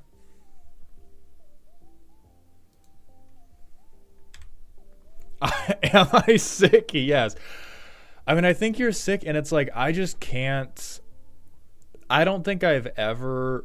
Or actually, no, that's not true. There is a place where this belongs. This is Joe Johnson magic. This is tabletop jocks magic, which I personally don't really play that much of. But like, I do know that these maniacs exist. Like, this is very much. God, I don't want to pull in the bracket system, but this is like, yeah, low power CEDH is a good way to put it, because this is just fucking diabolical. Like, if we shoot you one time on turn 2 when you play your commander, it's go fuck yourself. This seems more like watching someone present a diorama of a deck than it is a deck that's meant to play Magic. I don't think it's the definition of bracket 4 is also the thing, because it's very much limiting itself. Like, the thing about bracket 4 is I want to play the best Magic I can, but I'm not worried about the metagame and I'm not worried about CEDH. This is still like very high power, but it's this very strange like chimera baby between 3 and 4.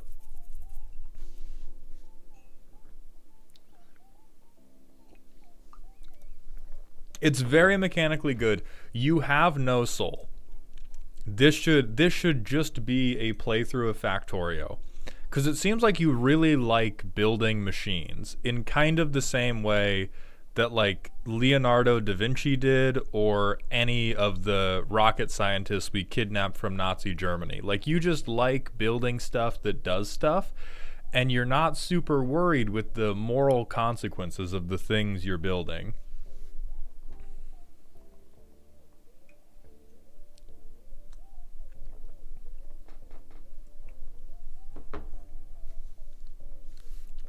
Which is, I don't know, man. I just want to put you in a lab and like watch you for a couple weeks, because it's both incredibly high agency and incredibly low agency. We get to surveil, or we would have drawn this for turn 1. So Foothills, fuck it, we have lands.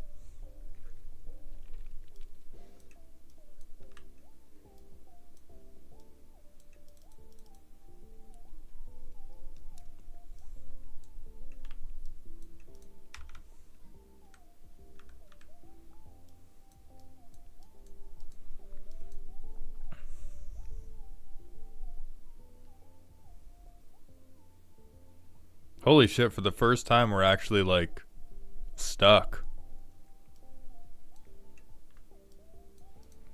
Because that doesn't actually do anything. Float mana, and then we're holding up counter spells to hope for the best. Okay, Entity Tracker. Then now we go crazy, because now we go like Airtight Alibi, draw 2, and then we get stuck again. Hell yeah.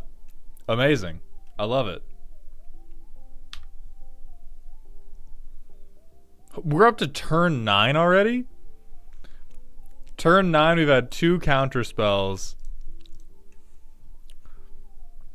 So this definitely feels more and more like sort of like, this is the CEDH deck you play when you're too drunk to play actual CEDH. Because it's really, really good at what it does. It does definitely require you to mulligan, because there is a very like specific ramp out you want to have, and it has enough redundancy that it's pretty likely you find that ramp out.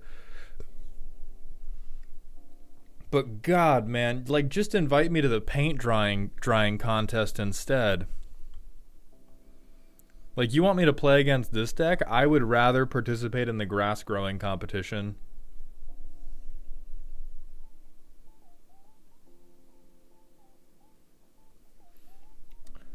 On the 1 to 9 scale at my LGS, the players there would declare this a 2 or 3. I know that because a few people had Ivy decks like this. They'd play them at low power new player night. So your LGS is in hell.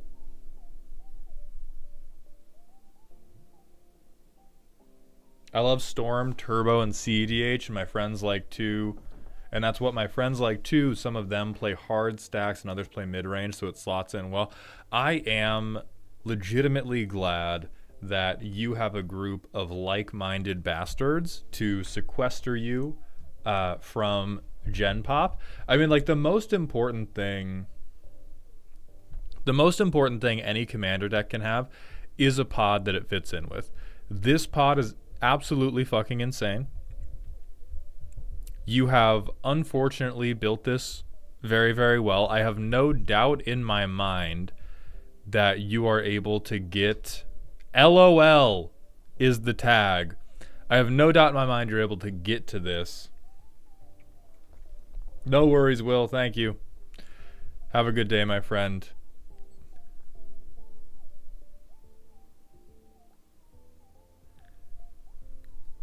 I do think the unbrick yourself is smart. Tetroons, thank you for the tier 1 Twitch sub. Welcome to the doghouse for the 14th month in a row. Welcome to our Fortnite anniversary, presented by TurboTax.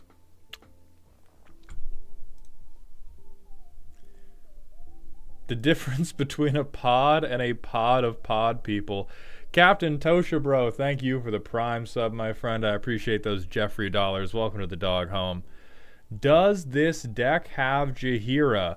True. Pika Puff brings up a good point. In service of redeeming Ico spiritually, what can we do to make this deck get lost in the sauce and be really bad? I think you should play a 3-mana creature that gives you more mana but doesn't draw you any cards. I think we should figure out ways to unbrick you. Oh, it isn't already? Holy shit. Alright, we need more. We need more. Hold on. Hold on. Have you thought about... It's gas, but what about this?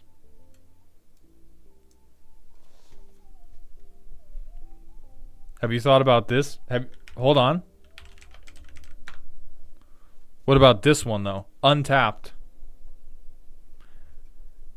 True. True.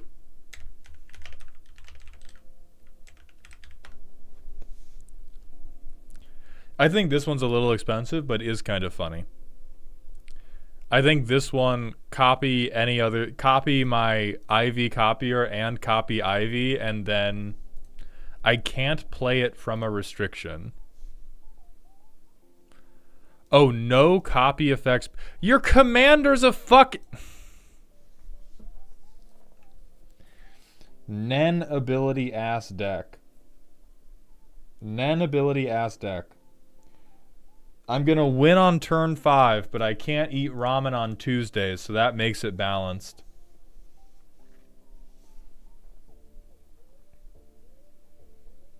When you add others, it makes it too much to keep up with. I mean, at that point, hey, do you not have an Adderall prescription?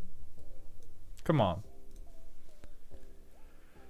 Okay, so no other copy effects, period. I do, but still...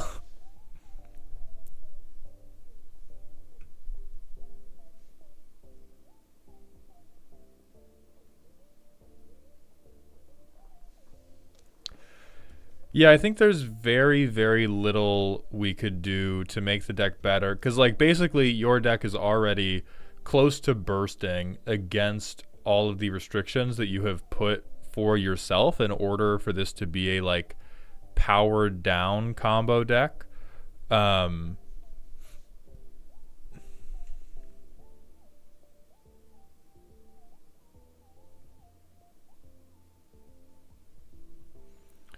It can brick very hard. I'm still trying to work out the ratio of interaction to gas. Stickman down, thank you for the Twitch follow. Welcome to the doghouse, my friend. Trying to think if there's any other, like, win enchantment, me do card draw. I'm sure that you already have all of them.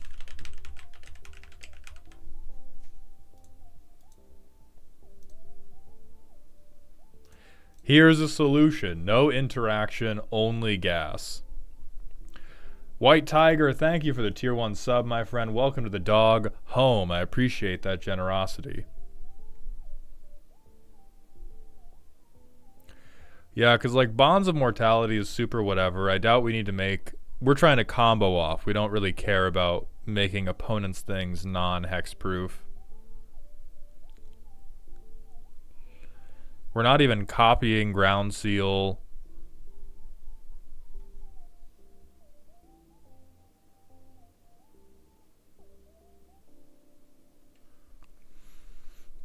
Is there a reason we don't have Cetizen Champion? Because this seems very much like Entity Tracker but green. Oh, she isn't. Okay, then I just missed her.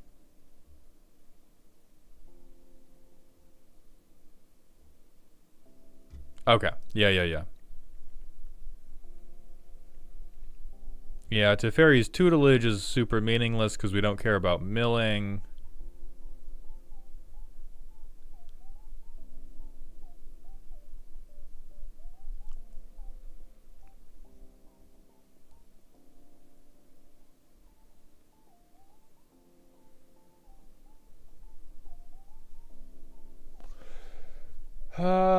We could do Prophydetic Memory, but that would just convert it. That's only... I don't think Ico wants to do a Voltron deck. Like, I think this is very much, I want to win in this highly, highly specific way, rather than I want to win with Ivy. Because if we wanted to make an Ivy deck that could win as quickly as possible, it would very much be just a, like, okay, slam Voltron enchantments.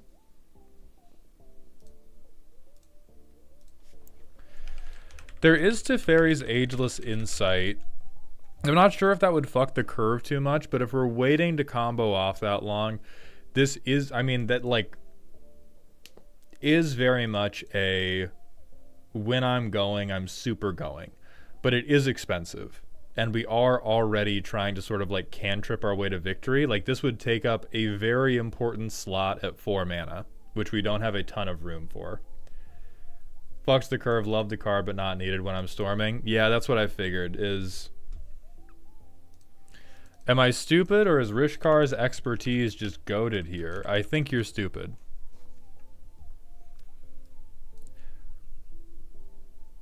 Yeah, we're not making Ivy's power very large. This would be like 6 mana. We get to No, we don't even get to copy it because we're not targeting a creature with it. Yeah, its power is not 10 billion. The power is like, this is going to be like a 3-2, and I'm just holding 50 cards in my hand. I mean, I feel like...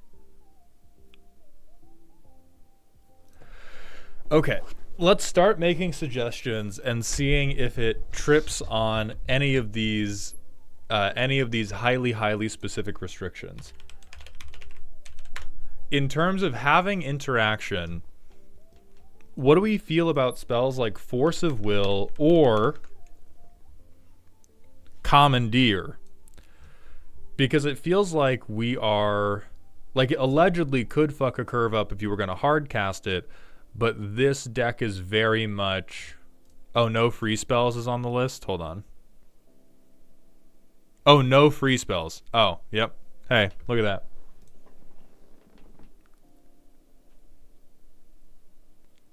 To me, Abundance would go wonderfully in any deck that draws a fuckload of cards to filter out lands, but also to stop Bowmaster / Sheoldred. That one I agree with. I do agree with Abundance, even though it's at the high end of the curve.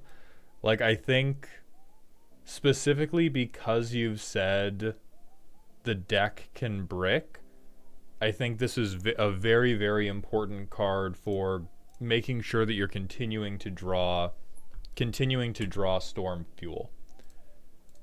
Because we're trying to storm off when we probably still have multiple lands in hand. Like, let me...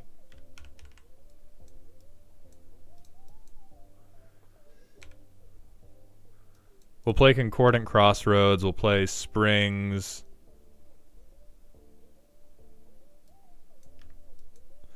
We'll play this guy.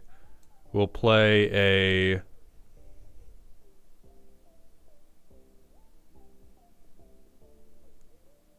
Oh, this hand kind of sucks, TBH.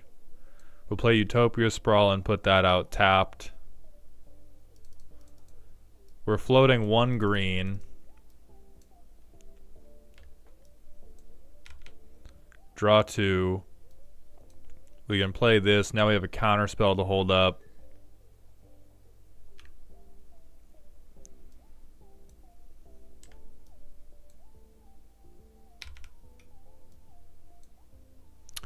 Yeah, like I do think abundance would be incredibly helpful for this because we do really want to pop off. And popping off for us gets really hard if we ever need to not draw a land and we draw a land. Or in the much rarer case if we need to draw a land and instead we're drawing yet another fuck-ass dress to put on Ivy.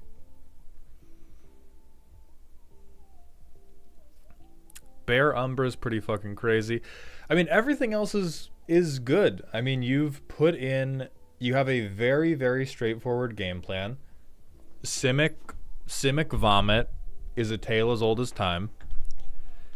You have done your best to power it down, which for the group that you play with, I think this is at a reasonable power level. So I'm going to say... I think you are with Cyborg in the category of a lot of mechanical restrictions on this deck. I think some people would think it's spiteful and they don't know you like I know you. I know that this is your way of trying to connect with the common people. It's very Marie Antoinette of you. You are a goddamn maniac. No, Birdie, we do not do Jadzi.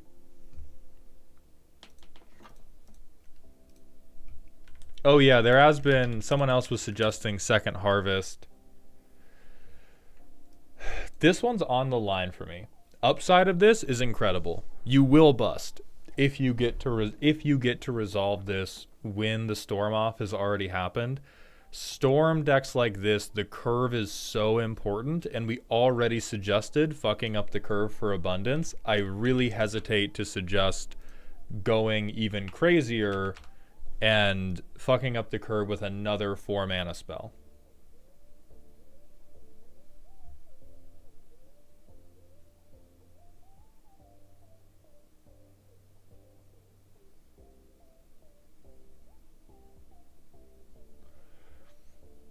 So Aiko, I'm gonna say judge this off your personal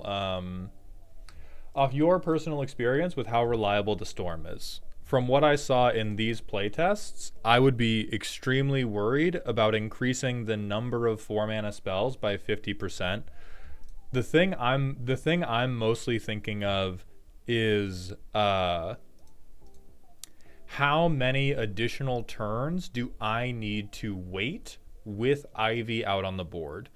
I think the situation where Second Harvest becomes very good is I have already successfully stormed and I had this waiting in hand. But that means that we have a card locked up in hand that we need to be sitting on the whole time we're trying to combo off, or we need to hope we draw into it when we've stormed well enough that we no longer have any mana problems. I tend to cast her around 4 or 5, storm same turn or turn after. Yeah, it's... The storms I was seeing, we did not have like a casual 4 mana to throw around, which makes me worry about it. We had a lot of like, okay, we get, 1 or 2 extra mana here, 1 or 2 extra mana here. I could see once you have something like Bear Umbra on the field, or if you get Bear Umbra, Jaheira, or Sanctum Weaver, like, yeah, you're gonna have Second Harvest mana. But when we had Mark of Sakiko, we were floating enough. We were floating enough to keep the thing going. We were not floating so much that I would be like, yeah, fuck it, Second Harvest, get bent.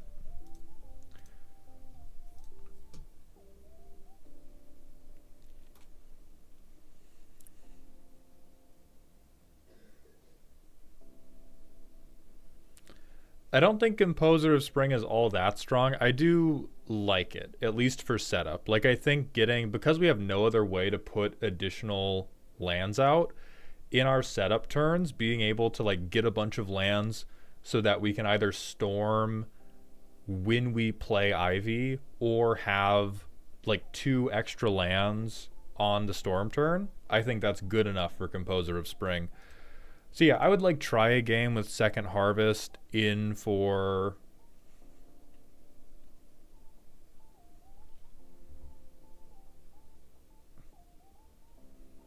I don't know, whatever you want. Replace any card at random with Second Harvest and just try it and see how likely it is to fuck up your storm turn. And if it doesn't, then yeah. I don't see Nessian Wanderer. Seems good in this deck. Well, maybe if I spelled it right.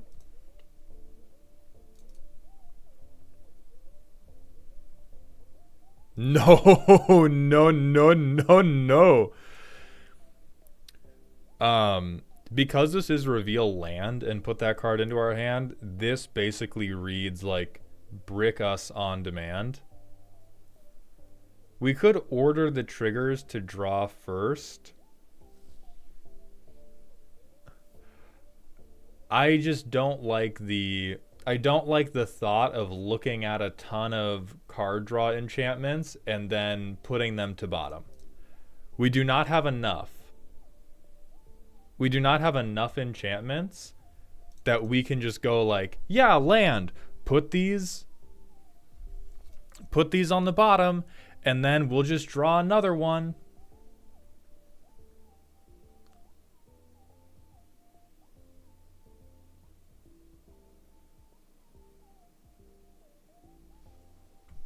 Is Thirst for Meaning in here? We definitely don't want Thirst for Meaning. No. Thirst for Meaning is a card that exists on the presumption that the storm isn't happening. The storm is happening. Ivy is so cheap, and we have so many enchantment cantrips.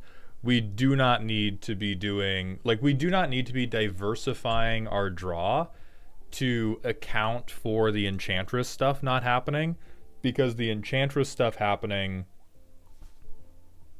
is fucking crazy.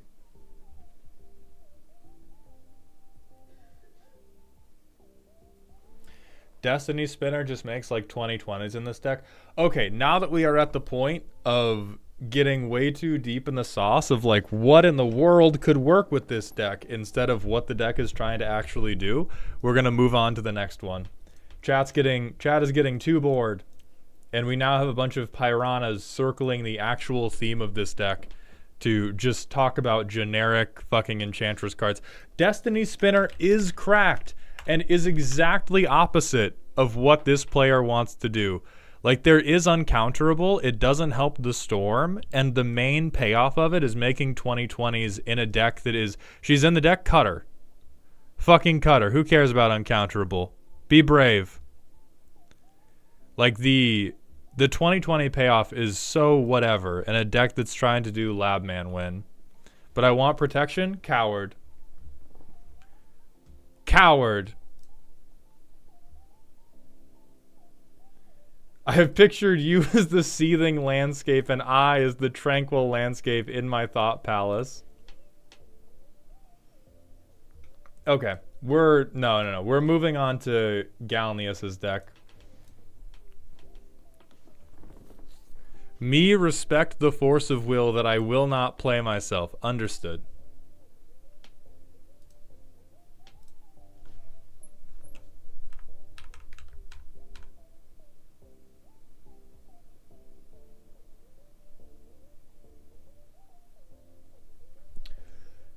Alright, so Kilroy's deck, Rowan torments people with colorless abilities activating 4 times per activation. This is meant to be spooky.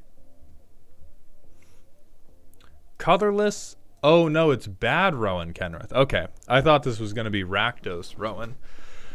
Rowan is life, Rowan is love, Rowan's alt is perfection, must alt, need alt. Alright, so we have a deck that's never happening.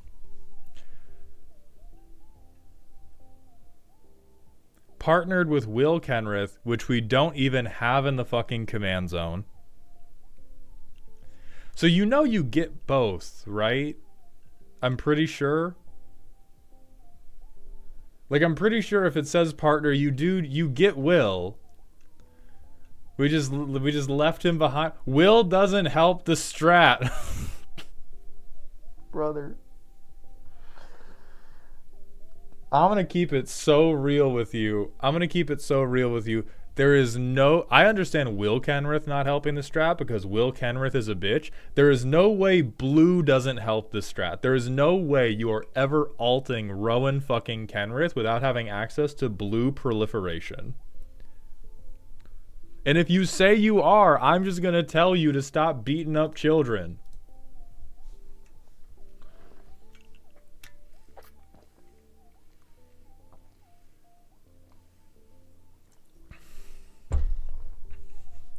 Alright. It is unfortunately real as hell of you to go partner deck, fuck it, I don't need him. Going big and wide. If we would do +1/+1 counters, we can make servos. For 3 mana, we can proliferate. We can search for a really big creature. We can Forsaken Monument. We can Dowsing Device. Okay. Kozilek. I don't need blue, but I do need Kozilek. Amazing. Steel Overseer, the Aether Spark. Oh god. What does Bloodthirst 2 even do? No, Monty. This is not an Eldrazi deck in disguise. This is just anything colorless. If an opponent was dealt damage, enters with N +1/+1 counters. Preparation spelled wrong for Crimes Against Humanity. So we can proliferate 1 time. We can proliferate for 4 mana. We can proliferate twice for 4 mana if we play a 6 mana artifact. Proliferate for 3 mana. Proliferate for 4 mana and a dead body. Proliferate for 4. Crew something to proliferate for 4.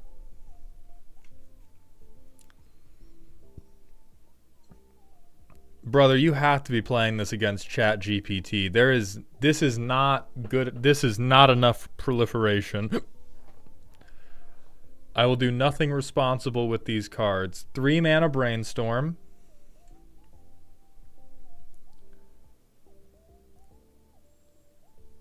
Okay, draw a card off of non-token artifact creature ETBs. Let's handcuff as many bits of ourself to that radiator as possible. Okay, Collector's Vault, Endless Atlas. What? We don't even want a little bit of... This isn't even like red card draw. Symmetry Matrix. This deck is mana reliant. So are these all dorks? Not all dorks. Okay, this is all the stuff that either ramps us or cost reduce stuff. Oh, just for the Power Stone tokens? We have Ugin too. Bad Ugin. Win cons. Oh, good Ugin. Yeah, you are a goddamn maniac. This deck is such a fucking fever dream. I was like, oh, okay. Okay, Eldrazi. Oh, okay, Thopters. Dowsing flips. Hey, brother, I know it does. I am well aware. that we can give something plus X plus 0, where X is the number of artifacts you control. Alright, let's go to the playtest. So we do 1 mulligan. We start with 6. We start with 5. We start with 4. We start with 3. Alright, there we go. We get to play Magic the Gathering with 3 cards.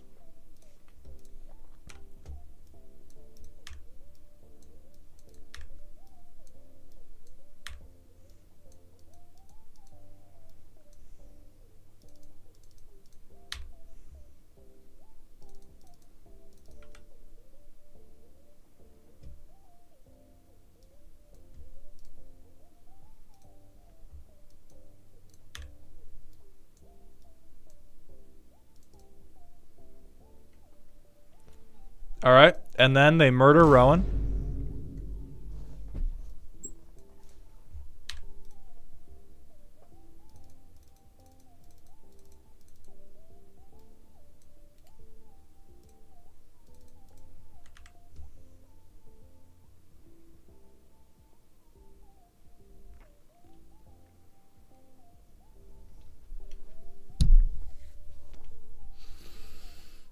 Okay. We have 1 extra colorless. Fuck this Trilobite, man. We get another mountain.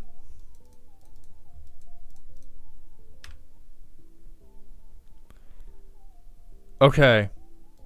Aether Spark. Aether Spark on to Joyra's Familiar. We punch. We get 2 on. Or 2 more on. So we can't take any off.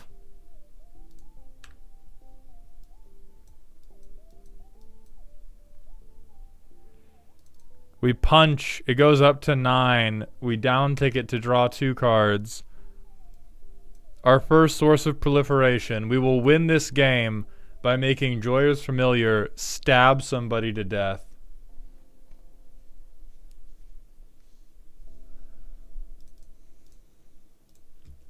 What is this curve? Yeah, hey, that makes sense.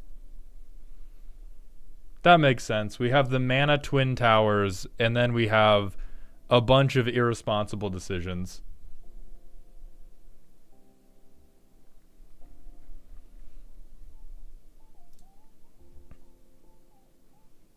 Okay. Again, unkeepable first hand. Okay. The free mulligan works this time.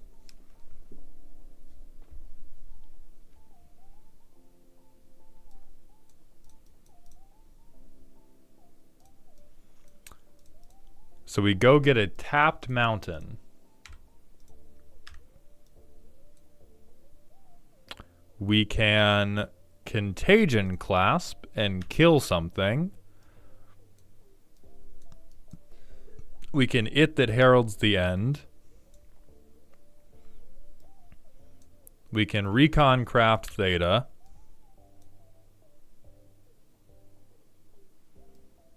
We can Forsaken Monument. Alright, big turn. We paid for 2 mana with Spire. We're going to crew Recon Craft Theta. By attacking, we proliferate. We uptick twice. Everything has to attack. We now have 0 blockers. It's turn 6, and they can see that we're going to copy something on the next go around.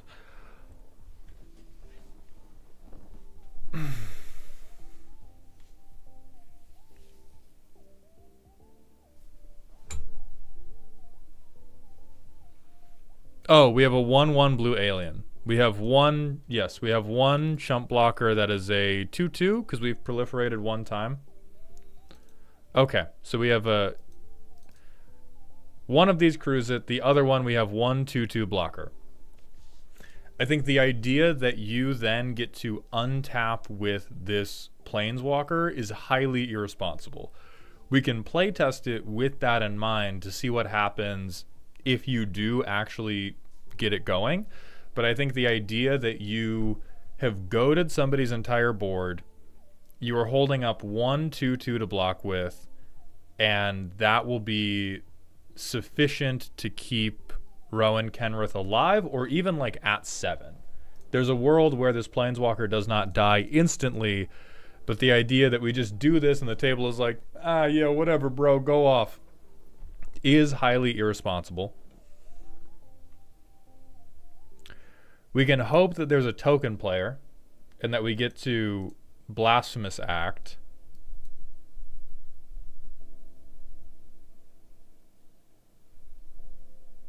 So let's say that on turn 6, instead of playing Recon Craft Theta, we played to this outcome instead. And on turn 6, we went, fuck it, Blasphemous Act. And then on turn 7, we laid down Rowan into hopefully an empty board.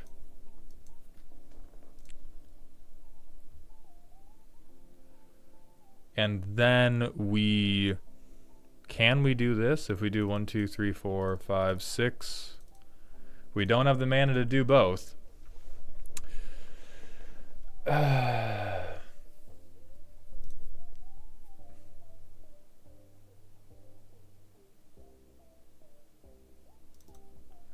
We uptick somebody who hopefully has an empty board.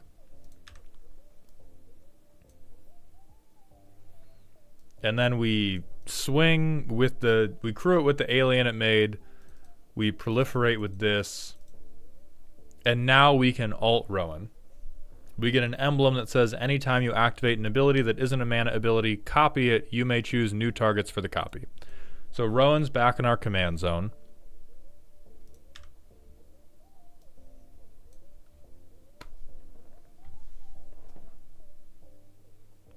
Talk to me.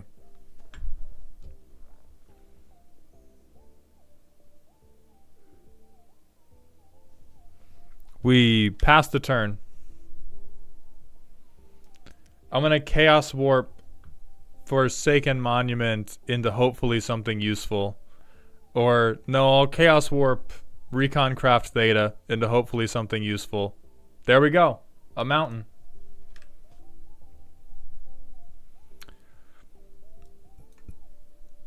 It's turn 11. We proliferate. This happens twice, right? Because we have this Rowan emblem.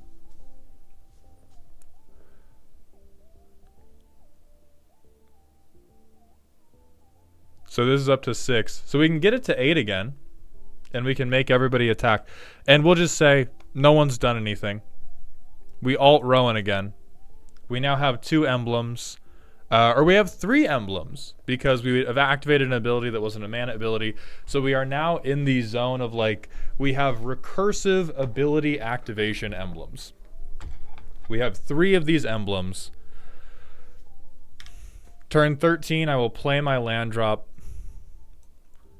I will untap a creature 4 times. Which creature? Walking Atlas, which has haste, because I am a generous overlord. So I fidget spin Walking Atlas with no lands in hand.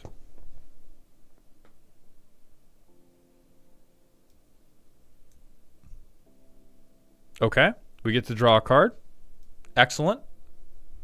I untap Walking Atlas 18 times. I play Rowan Kenrith. We proliferate once, but actually it's 3 times. Which, that's cool.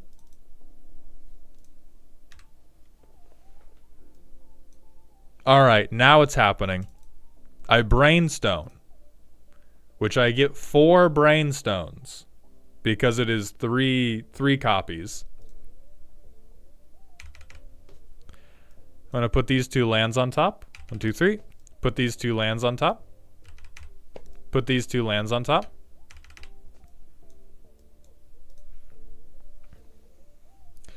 Now, can we do something? We can copy again. We can play Steel Overseer. This has haste because I'm sad. We untap it 4 times.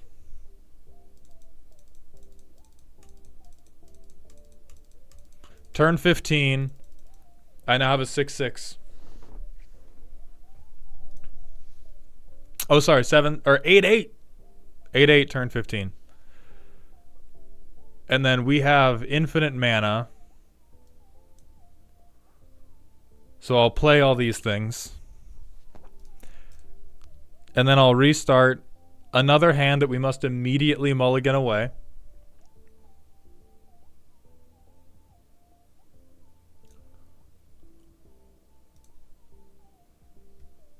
This one looks keepable, and at least so this time we actually have mana rocks.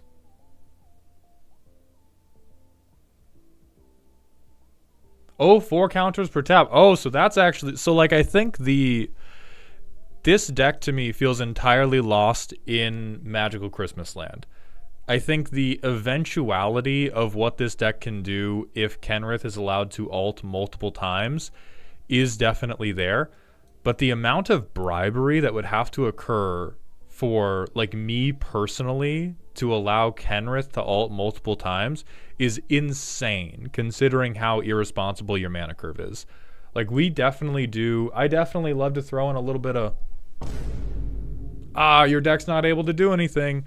But this is one of the most irresponsible play testing experiences I have ever seen.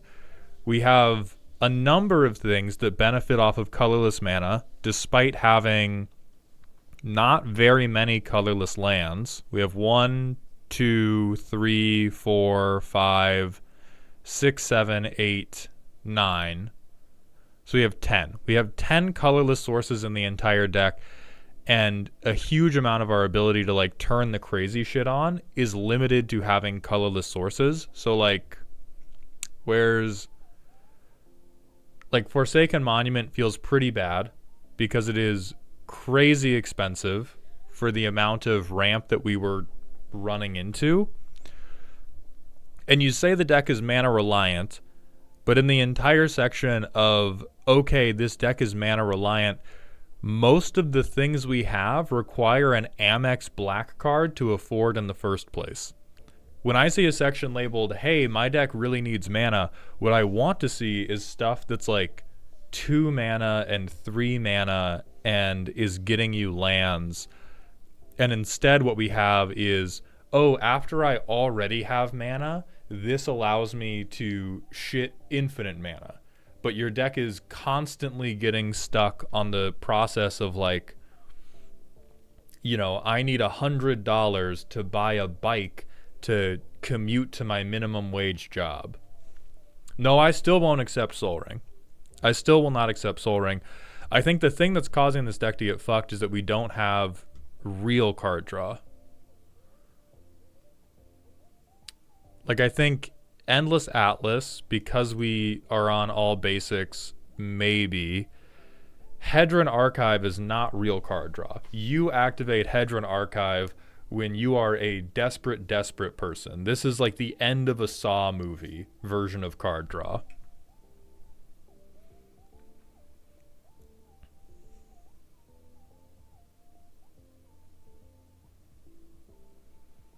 And this is, again, like, this is 4 mana to sacrifice my own creature to draw a card. It's a lot of stuff that is only good if our deck is already working really, really well, which is an important difference between what I talked about earlier, which is like the beauty of Commander is taking cards that are not good and making them good in the context of your deck. These are cards that are not good and are only good if your deck is playing perfectly. These are cards that are only good, well, not all of them, like Reckoner Bankbuster, very normal card in Standard, definitely overcosted for what you're doing, and for the most part seems to be a needlessly firm adherence to the idea of fuck Rowan Kenrith. or sorry, fuck Will Kenrith. That was a little Freudian slip right there. Like, I understand you may think Will Kenrith is a bitch. I'm sorry to say, you're already playing the Planeswalker Proliferation deck. You are not escaping the bitch allegations. Not anytime soon. Oh, I think we have Otherworld Atlas. I swear I saw that in the card draw section. No, that's Endless Atlas.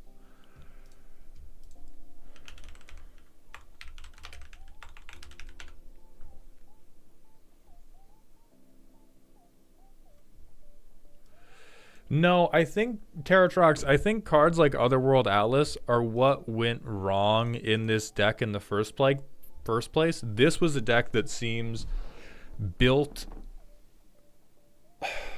How do I frame this?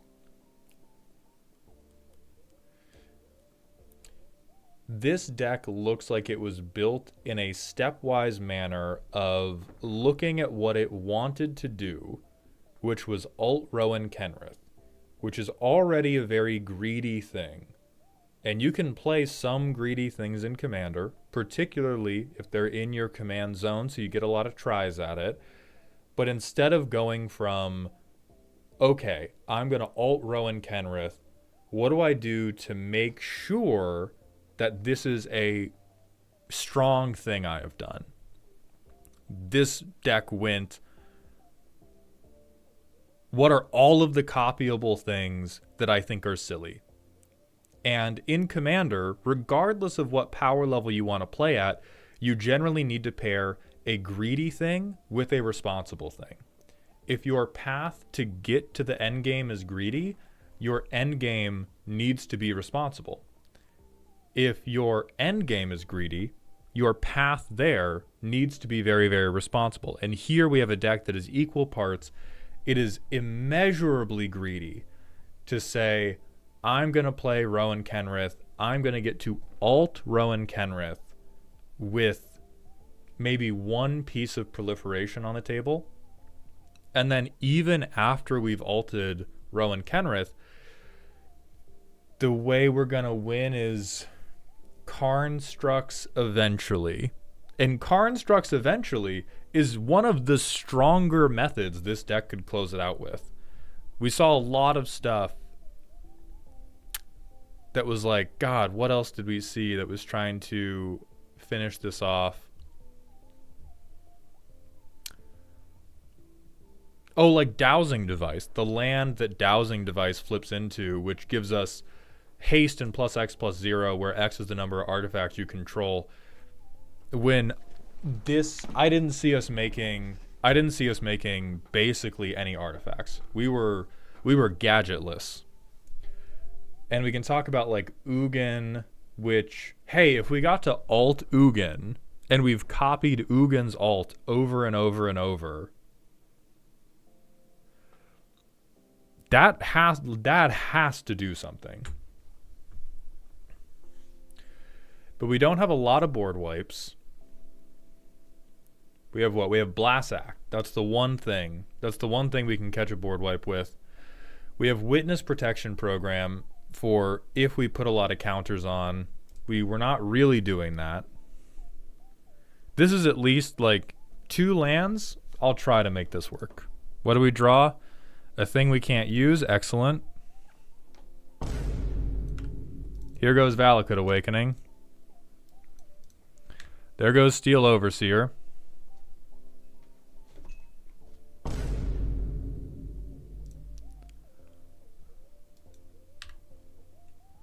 Okay, Mana Rock moment. And we're tapping this guy, so he's getting bigger. Entario, thank you for the 250-bit cheer, my friend. And Goo Punch, thank you for gifting 5 subs. Welcome to Dog Heaven.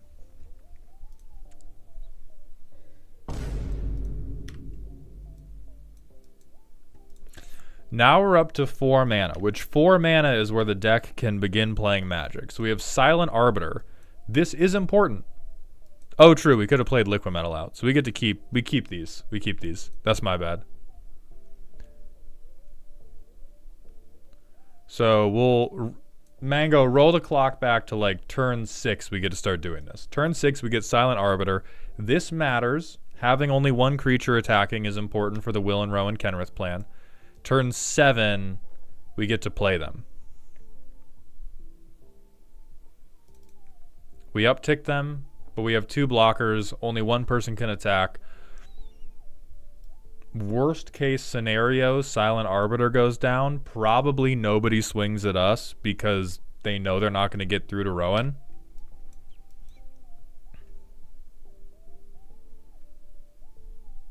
Overseer's been tapping the whole time. We can... I mean, we absolutely just Ugin. Like, Ugin with Silent Arbiter is just better than anything else we're trying to do. And we uptick this again. Now, everybody's swinging at us. Anybody who's not trying to murder us is a maniac. So I'm going to say...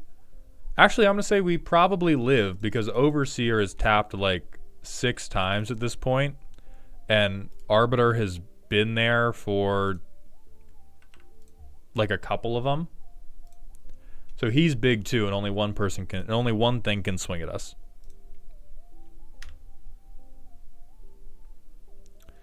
So now we can blow this up to get the copy emblem.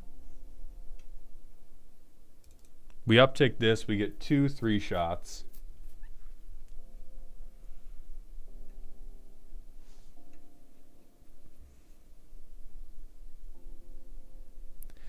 Copying the conduit trigger doesn't really matter, so I'll just Horizon Stone for value. Yeah, I mean, listen, we gotta... No way Arbiter isn't eating spot room. Listen, we have to be pretty generous with this deck. Like, I think we've well covered the point that if anybody gives this deck a stern look, it is immeasurably sad.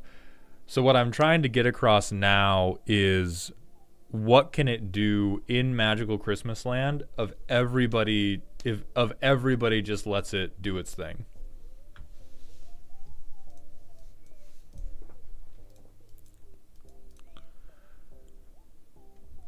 So now we downtick. We get to copy Ugin.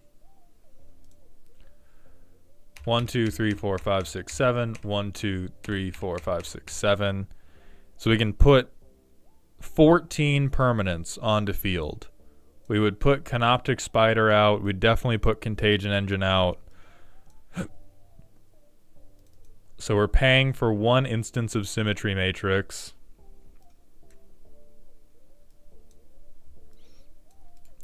We have 1 Canoptic Spider trigger. We're paying for a 2nd instance of Symmetry Matrix. 2nd Spider trigger, 3rd Matrix trigger. Conduit of Ruin, 4 and 3. Twins of Discord does not trigger either of these. We don't really want to put Cryptic Trilobite down. Put the staff down, Crystalline Crawler, 4th, 5th. So we draw 9 more cards. And then now we can play the Mystic Forge, if we so choose. And we can play with the top revealed.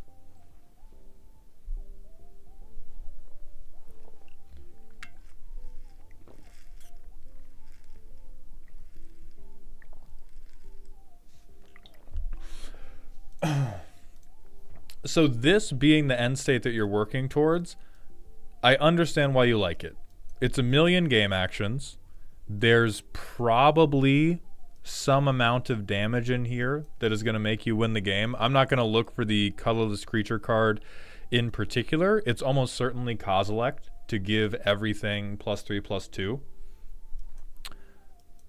But the my issue with it is that it is very much a show and tell ass deck. It is, if you put up even the briefest hint of resistance towards what this deck is doing, it's not going to get there. Every time we have played Rowan Kenrith, she has been incredibly vulnerable. We have not had basically any interaction. We had the one blasphemous act, and then we had the one silent arbiter.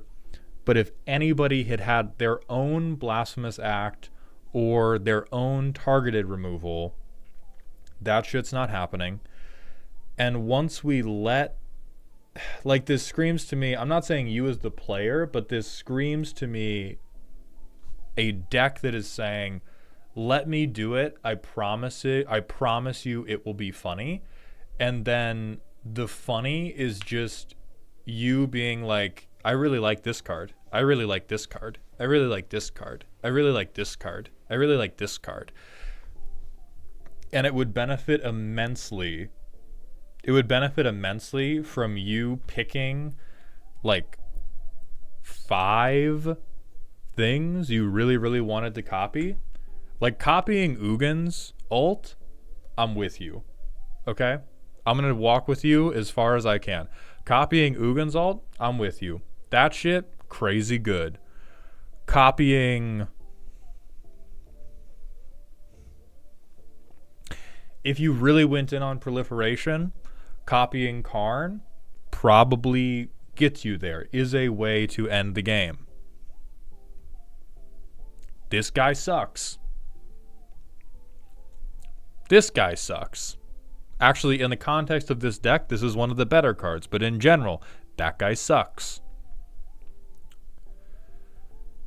It that heralds the end has basically no business in the deck, because colorless creatures we control getting +1/+1 matters not. We do not have a combat damage win con until we have tapped that one overseer guy 80 times. And at the point we have tapped him 80 times, one additional source of +1/+1 doesn't matter. 39 lands is not happening. I mean, you don't necessarily need more lands, but we need to take way more of these irresponsibly expensive things and give you some goddamn card selection. Like, the full rehabilitation is you put Will Kenrith in the command zone and you leave his bitch ass in timeout just so you can get access to blue. Let me show you one thing. This card clears your entire deck. This card currently goes band for band with every card in the existing deck list and comes out on top. So even if you never resolve Will Kenrith, which I get because he's a bitch, we at least want him around for access to blue, and we want him around so that we can have like low cost things to get us cards and get us proliferation.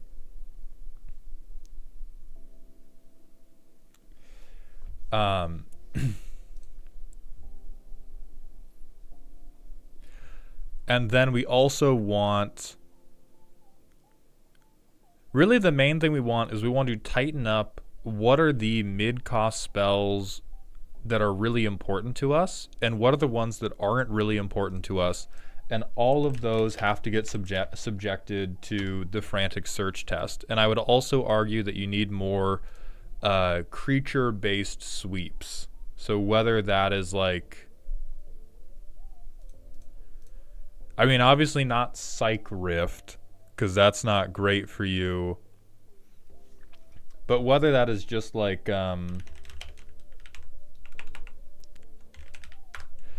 whether that's just better interaction like Snap, we need something to be more confident that Rowan Kenrith is going to stay on the field long enough for us to alter. Because no matter how much we do with the proliferation, we have to let Rowan be on the field at least one orbit. Like our average CMC of spell is 3.54. Having a ton of, like, it's really having the most popular CMC in our deck being 4 is fucking up a lot of our opening hands. It's fucking up a lot of our mid-game plays. It's just it's a very, very, this is the like awkward teenage boner in a deck that could otherwise function. We want to translate probably a lot of these to 2 and 3, and then we could even keep 4 high, but if we keep 4 high, we don't also get to have a bunch of 5, 6, and 7 permanents. So the things that I think are generally irresponsible are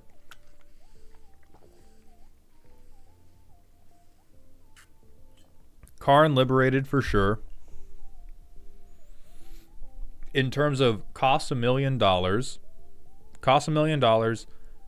does not do a lot other than do a little bit of targeted removal. So let me show you immediately better than new Karn. We've saved you 5 mana and dealt with exactly the same number of things that are problematic to the deck. This Ugin you can keep if you want that to be one of your win cons. Fuck this guy.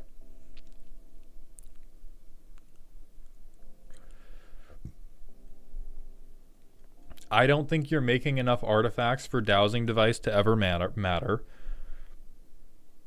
Like every playtest we did, you were not making the artifacts to support this, so this should just be like a talisman. This should just be another like 2 CMC rock or a a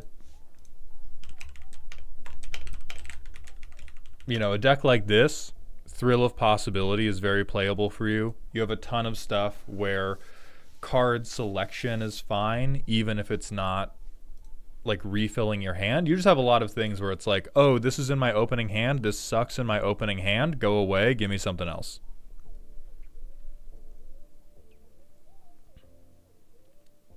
I don't even like Jhoira's Familiar. I think if you were gonna do, rather than Jhoira's Familiar, you just want card draw Jhoira. By the time you could afford to spend 4 mana, you stopped having terrible mana problems. After you could spend 4 or 5 mana, what happened is your hand was empty and you had no interaction to cast. And so I think you should view it as my 2 mana and 3 mana spells need to give me the mana to play the game, and my 4 mana and 5 mana cards need to be setup pieces that are either going to proliferate Rowan out the fucking nuts, or they need to refill my hand because I've spent 2 and 3 mana to get my money right. There's some things like Endless Atlas where this is probably fine. Collector's Vault is kind of pulling double duty. Canoptic Spider, I do not believe in because it is so narrow. It is non-token artifact creature draw. I don't think we have any vehicles. We only have 21 creatures in the entire deck.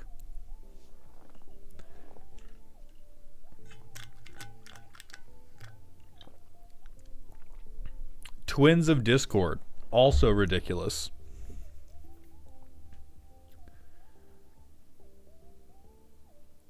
I think Threefold, Thunderhulk. If you want this to be one of the things that we copy 1,000,000 times, I'll let you keep it for now. But Twins of Discord, definitely ridiculous. We were not doing very much, if any, combat damage.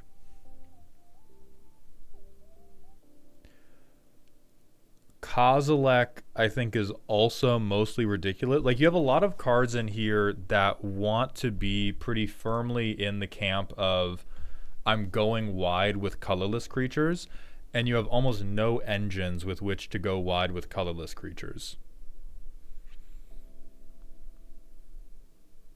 Maybe something happens with Animation Module, but I have not smoked enough meth to determine what that could be. All of this hyper expensive proliferate stuff is also not great. Like, I would cut Contagion Engine. I would also cut Core Prowler. You're spending 4 mana to get something that has Infect, and we don't have many ways to sacrifice artifacts, and so we're probably not even like guaranteeing. Like there's a little bit of, okay, we're trying to dissuade swings by having an infect creature, and if we chump block with this we get to proliferate. You'd rather just have a Death Toucher or a piece of actual interaction. And as Emil has mentioned, as soon as you play a single card that says infect on it, you are now public enemy number 1.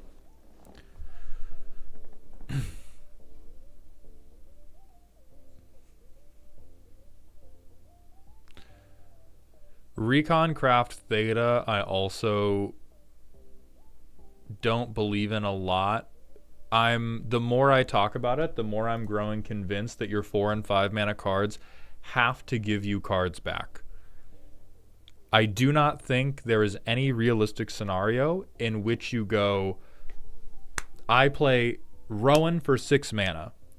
Because of the proliferation setup pieces I have played at 4 mana and 5 mana, I ult Rowan in 1 turn cycle. I think that just like simply is not happening. A better way to do it would be,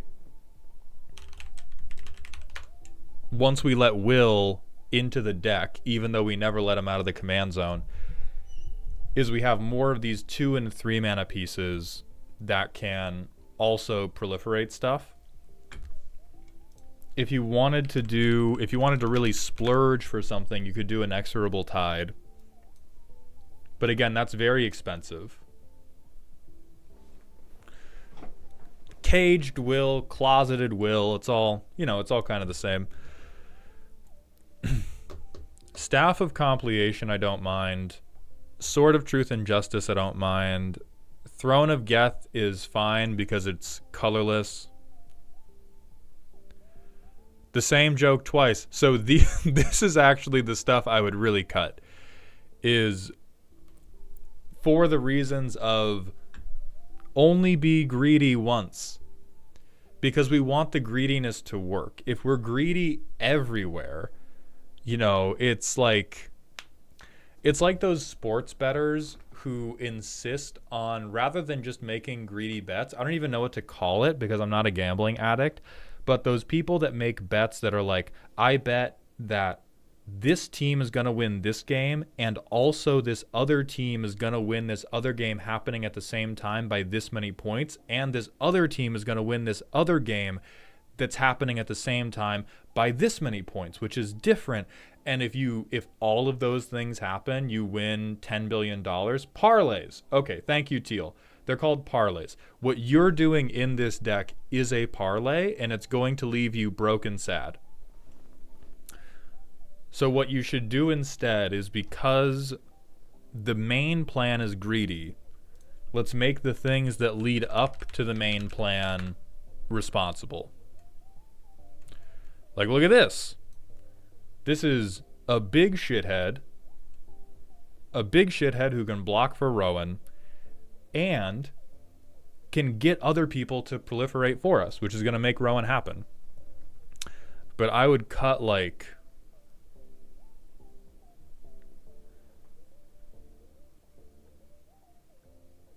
I'm going to keep it a stack. I'm cutting every single one of these.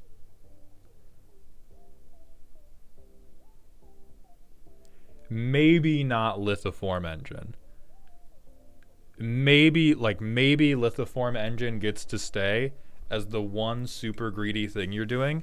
I'm cutting straight up everything else. Because it's just all so expensive. It's not a flavor win. Rowan's the flavor win. Just having Rowan is the flavor win. It's not a flavor win just because it says the card's name again. Our standard has to be higher. Super don't believe in Cryptic Trilobite because it is ability dependent.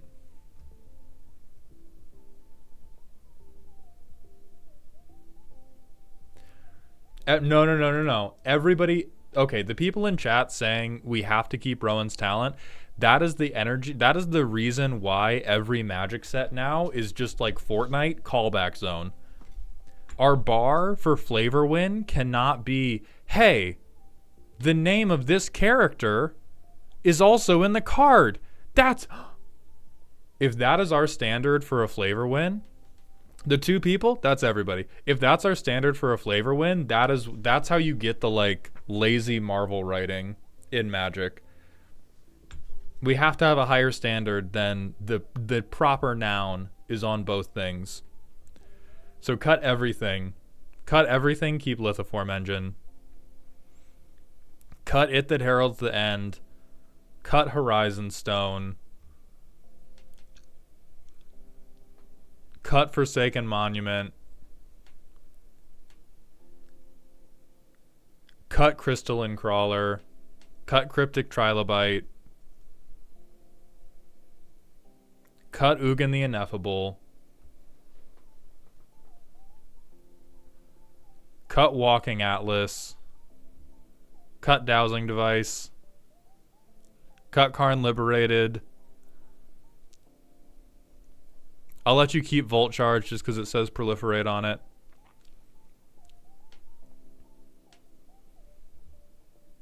I'm looking sideways at Symmetry Matrix.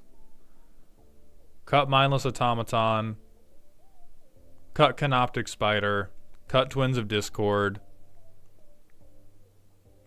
I'm looking sideways at Kozilek, but like Banner, whatever. Cut Conduit of Ruin. And then after that, put in all the spells we talked about. There's also Flux Channeler. You have a ton of artifacts, and so the non-creature artifacts are going to work with this as well. Lore, they do have Everflowing Chalice as well. But more so than any of these specific cuts, please God, internalize the advice. If your payoff is greedy, your buildup needs to be responsible. And if your buildup is greedy, your payoff needs to be responsible. What if I use +1/+1 instead of making this generic Is It Proliferate, though? It's not generic Is It Proliferate. We can't call it... If you want to do +1/+1, if you want to do +1/+1, then you have to stop doing the command zone thing being copy abilities. Like, if we want to do a +1/+1 proliferation deck, that's just that's very valid and a totally different thing. It's just a totally different deck.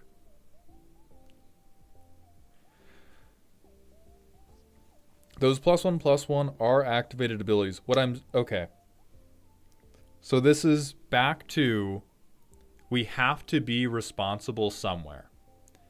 The generic proliferate we're putting in right now, or we're suggesting to put in right now, is being suggested because without that, you are never ulting this fucking commander. Okay? Never. Or, you can if you play this in the Cancer Ward of St. Jude and you just don't help the sickly children play their own cards and you just take turn after turn after turn. Like, the things that we've kept in are the +1/+1 stuff that already matters. If you start trying to look for places, like, you could definitely cut animation module,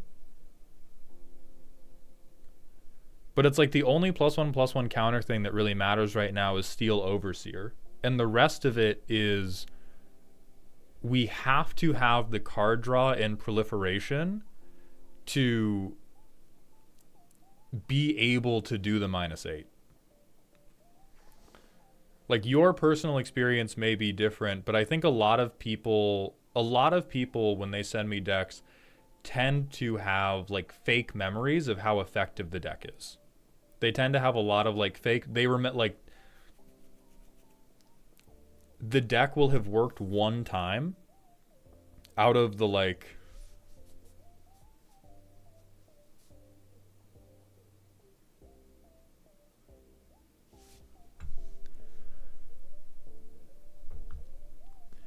So you're saying you didn't intend to copy Threefold Thunderhulk, Aetherspark, Steel Overseer, Karn, Other Karn, Ugin the Spirit Dragon.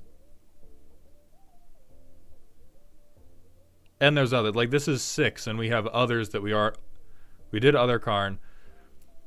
Like I think that's just a misunderstanding of like how many end game payoffs you are reasonably allowed to have in a single deck. Like you could put 1 or 2 more back in, but that is legitimately just the proportion of reasonable engine to funny payoff that you can have if you want the deck to work. Especially if the setup requires you to have a Planeswalker ulting.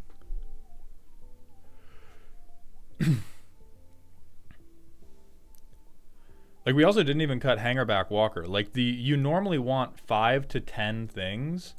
Like you want 5 to 10 dumbass things you get to do if the deck is working.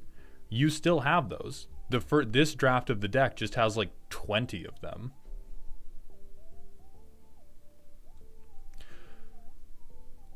No. I'm saying you cut the same joke twice. I'm saying you cut the extra copiers. Except for Lithoform Engine.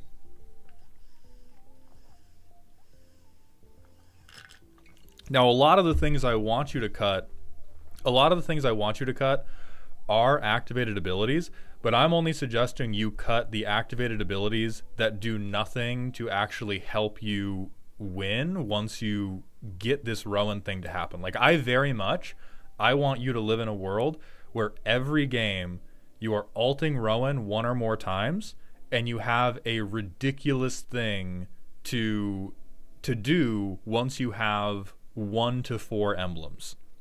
So I'm suggesting you cut the things that do not do something crazy once you have the 1 to 4 emblems, because those cards are just like, you're not getting to copy them for meaningful value in the first place.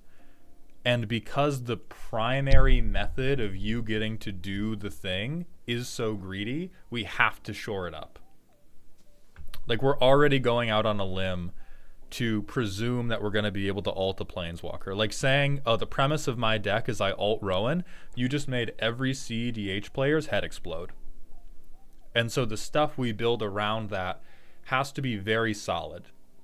It has to be stuff like Dreamtide Whale that's going to proliferate for us and block for Rowan. Has to be stuff like Flux Channeler that's going to give us a meaningful shot of proliferating Rowan. Has to be like good interaction that can be mana neutral and bounce something that's attacking Rowan.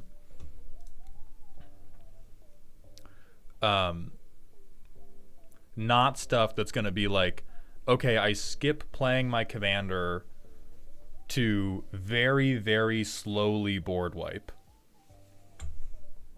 So that is what I'm suggesting. Like, I want you to have the theme that you have stated, but right now, our path there is just so much like, yeah, every morning I wake up, I climb the beanstalk from Jack and the Beanstalk, I get up to the giant's castle, he gives me a blowjob because he does like me, then we bake a cake together that Gordon Ramsay says is the best thing he's ever eaten, and he cries while trying to finish it, and then I jump off the cloud and I choke slam Donald Trump with the people's elbow as I come down, breaking my fall, and I go back to bed.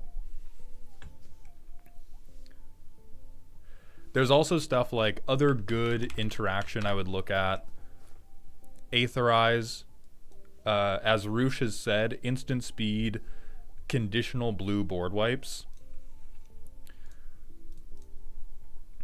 Because we do need a way to protect Rowan. And the general advice on the curve is shift, like from the 4 to 7 range, we got to shift half or more of this to 2 and 3. You don't necessarily need like a ton of 1-drops, but we gotta shift a lot of stuff into like the into rocks, or hey, let me draw cards, or hey, let me draw cards, or interaction, or things like the Flux Channeler, that are going to be like, let me proliferate as I'm interacting.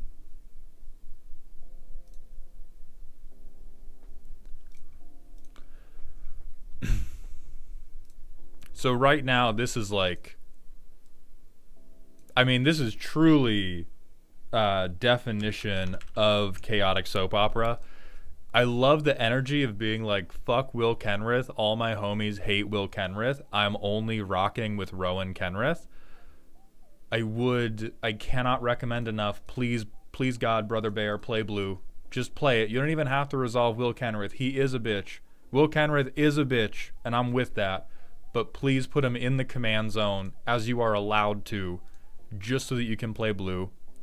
Start cutting the expensive copied abilities that are not just straight up winning the fucking game. And then we can get this into like I think over time this will move towards tuned mechanic over here, where your mechanic is ability copying.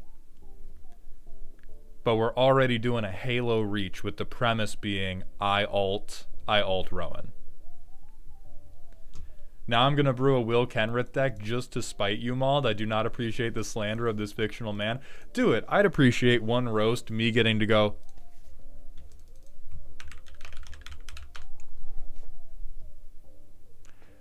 damn, this dude a bitch. Job done. I'll collect my 25 for that. Thank you, Alec. Thank you. So next, we have to do the manual ad break again.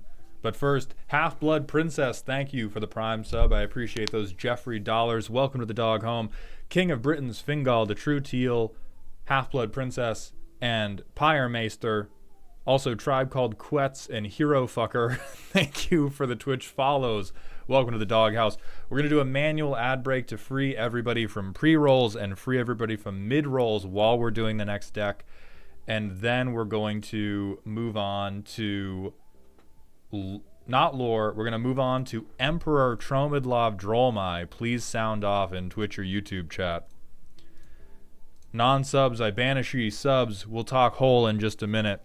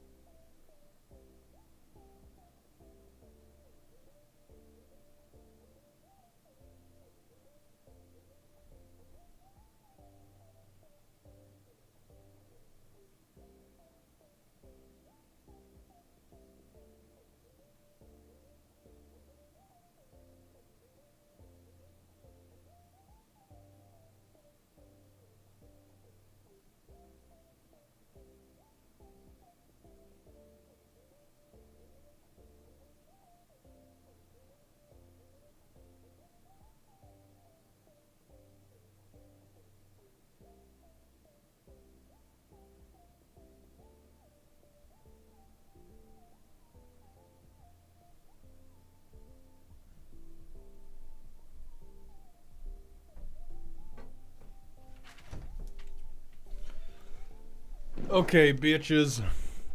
Burn, John, burn. Thank you for the Twitch follow. Welcome to the doghouse, my friend. Terratrox, the Ko-Fi commission's open at noon, the first Sunday of every month. For Ko-Fi last month, you had about 3 minutes to buy a roast.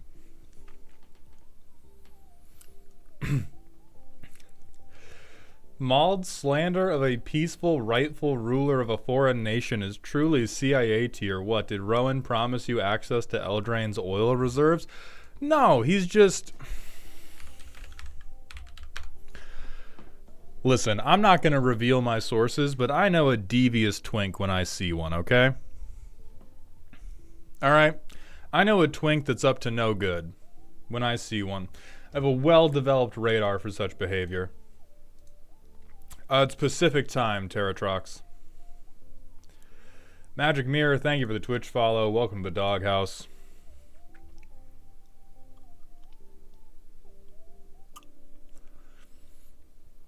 Relic, since Emperor Tromidlov Drolmai has not sounded off yet, I think we will do yours first.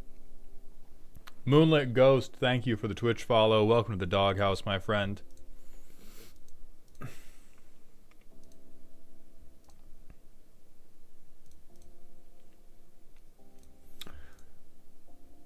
And Zon, or Z6, depending on how you pronounce it, thank you for the Twitch follow. Welcome to the doghouse. Let's move on to Ancient Relics deck. And then Emperor Tromidlov Drolmai, once you are here, please let me know in Twitch chat and we'll do your deck.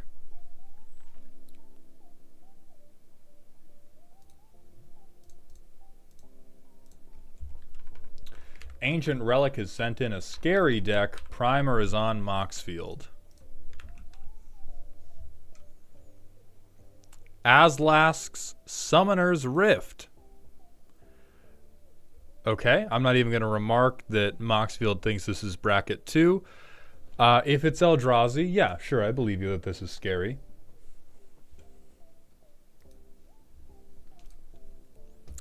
Deck was born from the idea I could show off my deck building prowess with an interesting concept. I looked at Minthara and said, how could I run up experience? My first thought was to go Kelsien, but I thought it would be easier to build with Azlask, focusing on the Scions and Spawns. The deck is specifically made to focus on the EXP creation and payoffs. I no longer believe this is scary, for, like, no reason. No Titans here. Payoffs in the deck are experience baddies. Kelsien doesn't immediately work. I needed an ADC for the 5 stack. And you can trigger his experience ability with one of the Death Touch equipment. We are rocketing towards silly. I saw Azlask. I was like, yeah, sure, scary makes sense. You said experience. I was like, that's going to be a little tough. And you said, we have a true to flavor League of Legends 5 stack. We are hurtling towards towards silly. We are hurtling towards silly. Alec, Azlask is a exception to the rule that Eldrazi commanders normally fold in half because they don't cost very much and they are 5 color. They are very able to shore up all the typical weaknesses of the Eldrazi decks because they don't have to turbo ramp into Vomit. They can, like, Azlask decks can play actual Magic and then at the end of it overrun you versus like an 8 mana Eldrazi commander where the only thing you can do is try to play Thrawn Dynamo as quickly as possible and hope nobody counterspells you. So it's Marin top, Othari jungle, Minthara mid, Kelsien ADC, and Azuri support.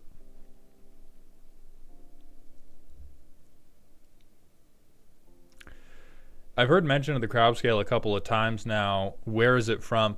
I'm pretty sure the crab scale is made up and it's something that my chat is trying to get me to bite on so that they can do some kind of like very, very well thought out D's nuts joke. So I refuse to accept it.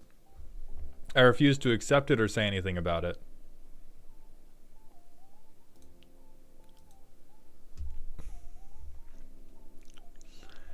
All right, 12 bills per minute, the perfect experience farm. So get terrible counterspell that makes us a Scion. Basking Brood Scale. This is like normal. This is actual good card. Corpse Hatch, overcosted destruction, but it gets us experience. Druids, so fog, but it might get us experience. Okay, this is a good way to get us experience.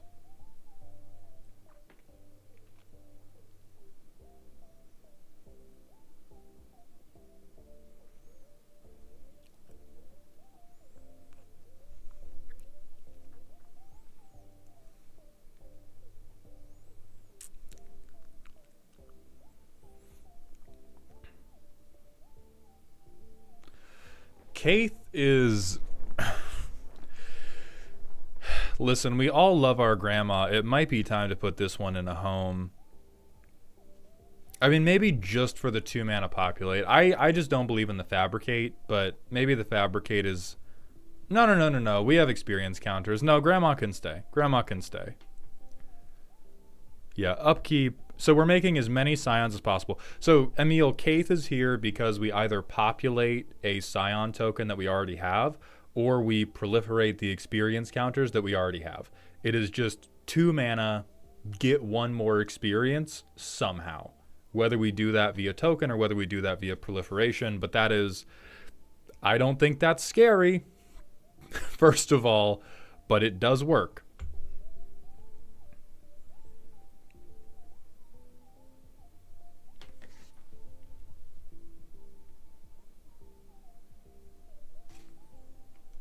Interesting.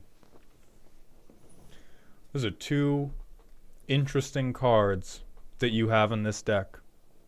Those are 2 very interesting cards that you have in this deck right there. You wouldn't happen to be attempting to create an infinitely large lizard with an infinite amount of experience, right? You would never bot a World of Warcraft character, would you?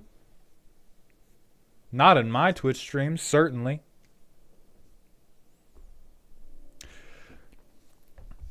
Oh, you have it tagged over here. Okay, yeah, I think...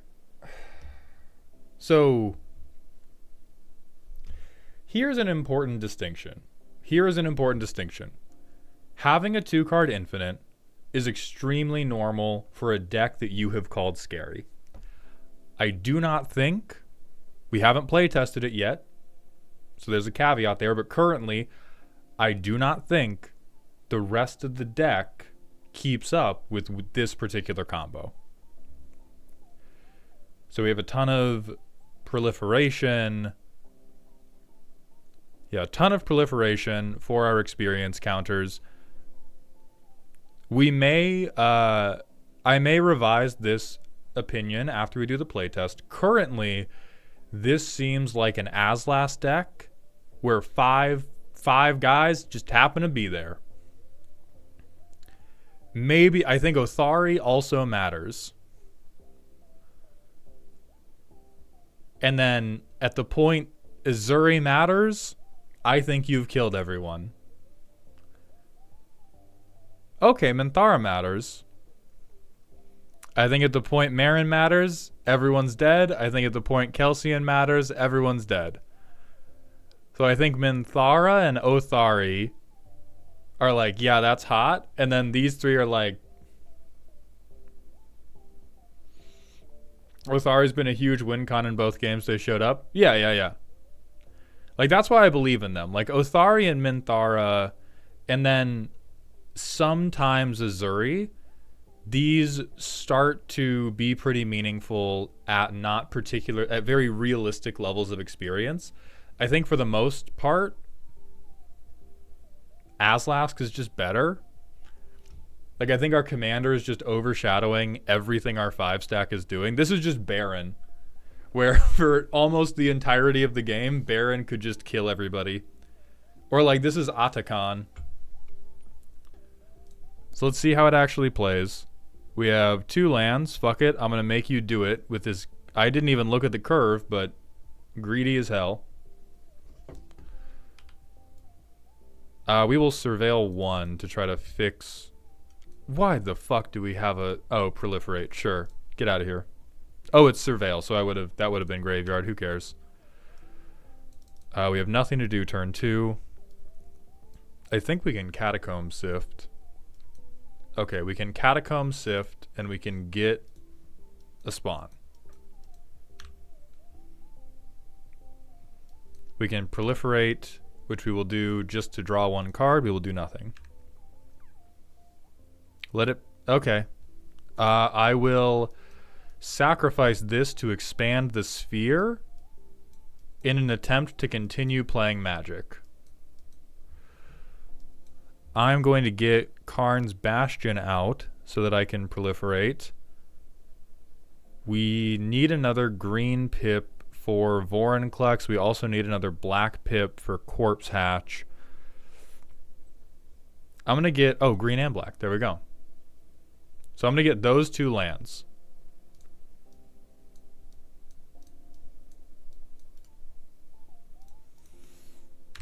Next turn. I mean, we're going to Vine Boom here. I'll Azlask and Innkeeper's Talent to spend our 5 mana. Boom, we get a counter. That's crazy of us, huh? Turn 7, by the way.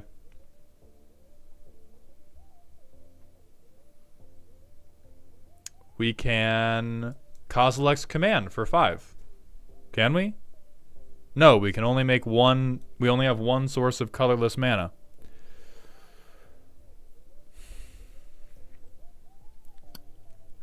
We shoot something. We shoot something and we make 2 spawns. Look at us. We're so crazy. Ha ha ha.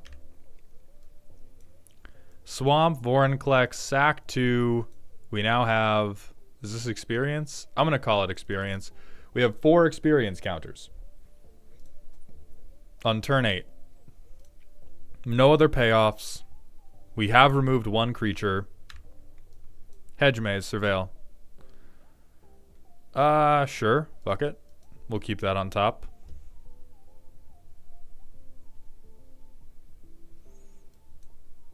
Interact again. We're up to 5 experience counters.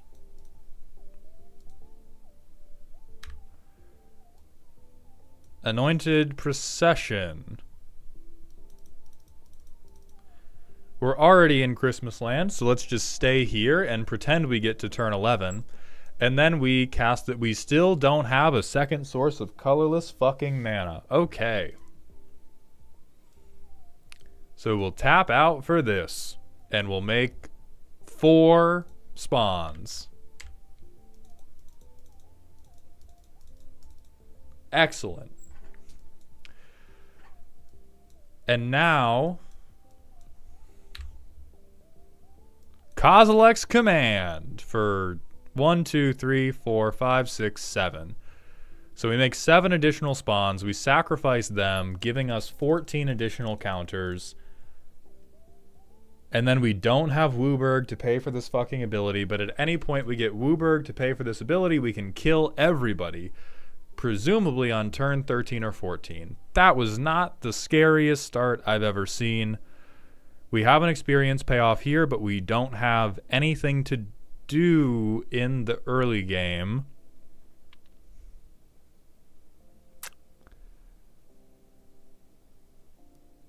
I mean, fuck it, I'll try. Okay. Surveil 1, save us. I don't think we want that land. 2. We need white, which we don't have, so I'll surveil again. We need that guy for fucking sure. I play Azlask. I play Azuri. True facts. We cannot resolve Glaring Fleshraker because we have no possible method of producing colorless. I needed the 1 white mana from Sea of Clouds. You are using need in a crazy, crazy way, my friend. I play Inexorable Tide. I proliferate nothing. I surveil 1. Nope. I'm not gonna proliferate nothing. I'm cycling this.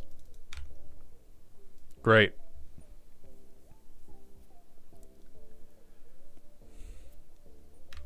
Indeed.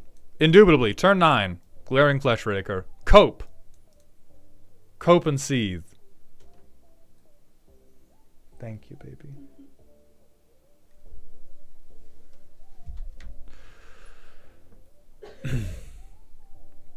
We have no colorless spells with which to trigger this to make our first Scion, with which to make our first experience counter, with which to begin proliferating, but we can surveil again. I proliferate nothing. Oh wait, hold on. So on casting this, we get a thing that we sacrifice, we get 1. This enters, and we've ordered the triggers appropriately so that the Inexorable Tide proliferation resolves after we make and sacrifice the spawn token. Then this enters and proliferates. And we get another one from Missouri. So 10 turns in, we've gone from 0 to 4. That's hot. And now we get to make Azlask a 6/6. We do the same thing again. Now we have a million. And now it's happening, but I do want to impress upon you how much of everything that isn't Azlask really does not matter. I think a lot of the proliferation and population is incredibly, incredibly aspirational. I think this deck is like super fucking silly. You have a crazy silly deck that has 1 infinite in it. Like as soon as we were building around the 5 stack, we became a soap opera. And like getting experience by cheating, you're just working so much harder than every other Eldrazi deck is. All we have to do is make a fucking spawn. We don't even have to do all this like overcosted removal and depopulate. We literally just like, hey, make a guy, kill him. We're a factory farm, baby. We are the baddies. So low to the ground things that are going to immediately fix this deck without infringing on the theme at all is, as chat was desperately calling out for, we want both every pain land, which I'm going to struggle to get the syntax right. Nope.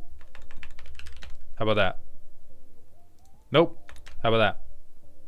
I hate it here. How about that?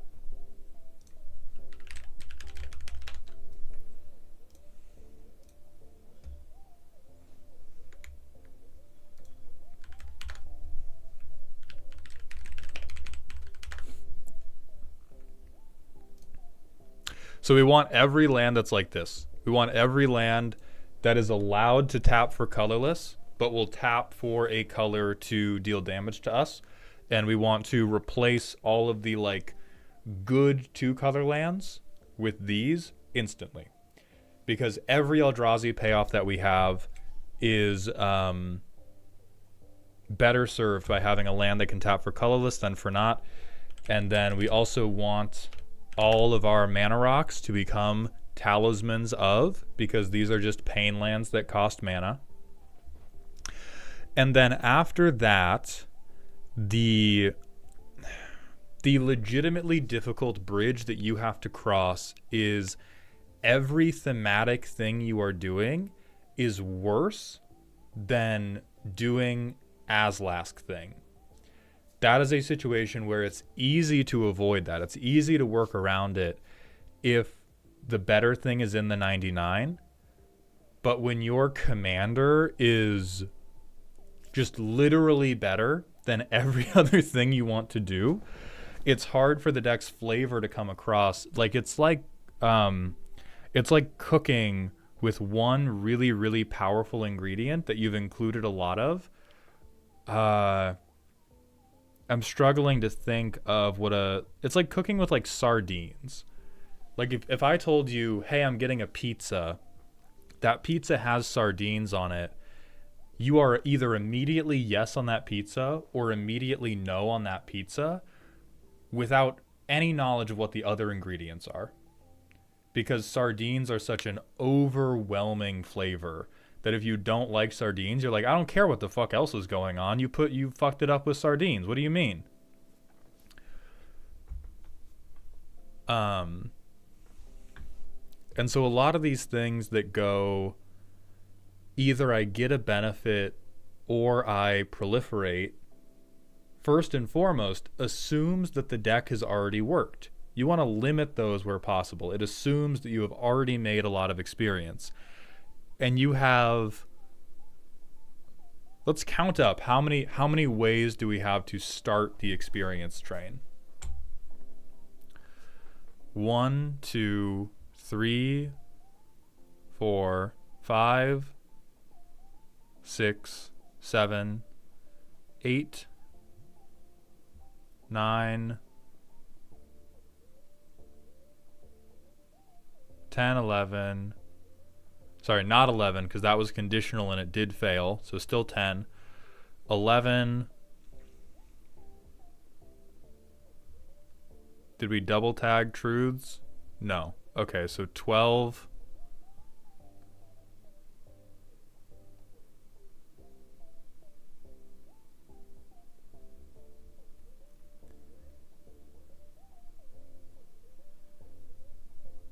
So we have 12 cards. We have 12 cards that say unconditionally, I get to begin playing my game. And we have like 30 cards that were like, if I was allowed to begin playing my game, now I get to begin developing my game plan. We definitely want to have it the other way. Even if we can get to half and half, that is much better. But that is where we're going to continue butting up against, like, if Azlask is our commander, the way we get to playable is mostly Eldrazi Swarm. And if we're doing mostly Eldrazi Swarm, Kelsien, Meren, and Uzuri are mostly just hanging out. Minthara and Othari can do some pretty fucking crazy stuff. And Azuri's payoff will sometimes be very, very good. Azuri's payoff is probably really good to like break any stalemates. Maren's payoff, kind of whatever. I could see some situations where this is really good to build back from a board wipe.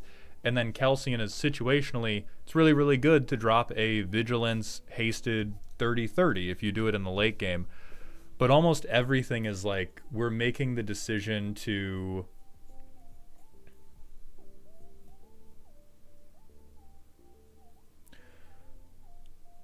we're making the deliberate decision to play Magic badly for the sake of the theme we want to do, which is very real of you. It's good to have a gimmick like that, and you are doing a good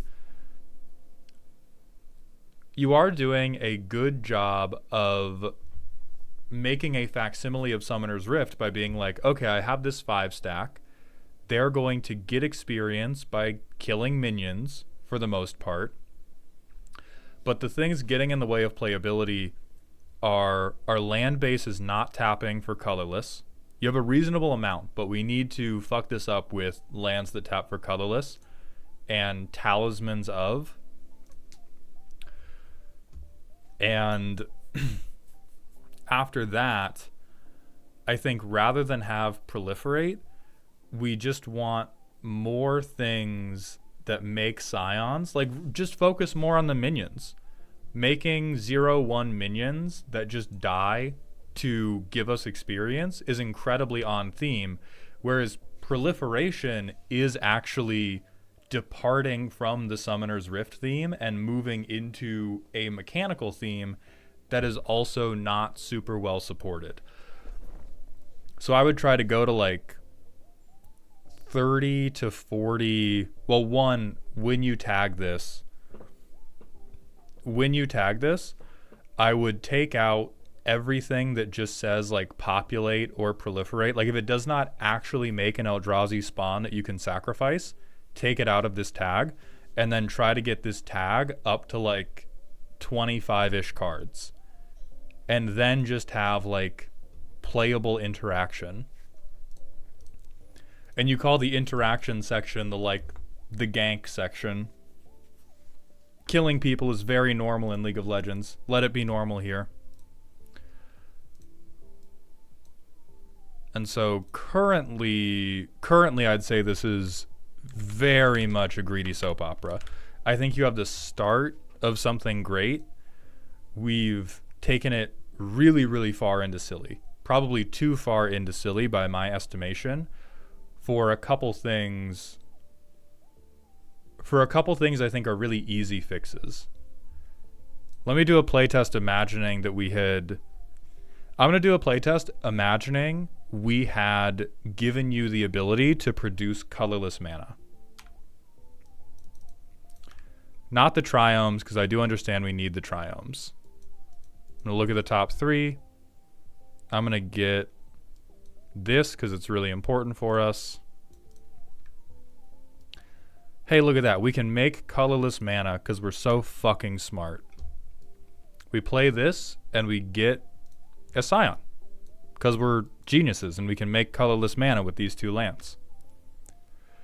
And then we sack this to make Path of Annihilation. Boom, we have an experience thing.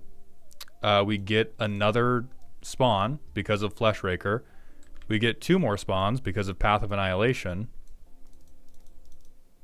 We sacrifice 2 of them for Idol of the False Gods. 2 more experience. Another spawn. Up to 3 experience already. And then we go Meren. 4 experience. Then end of turn. Do we have any creatures? Not yet, but soon. Oh, whoops. I didn't mean to move. I didn't mean to move it like that. So we would have kept this one because it lets them tap.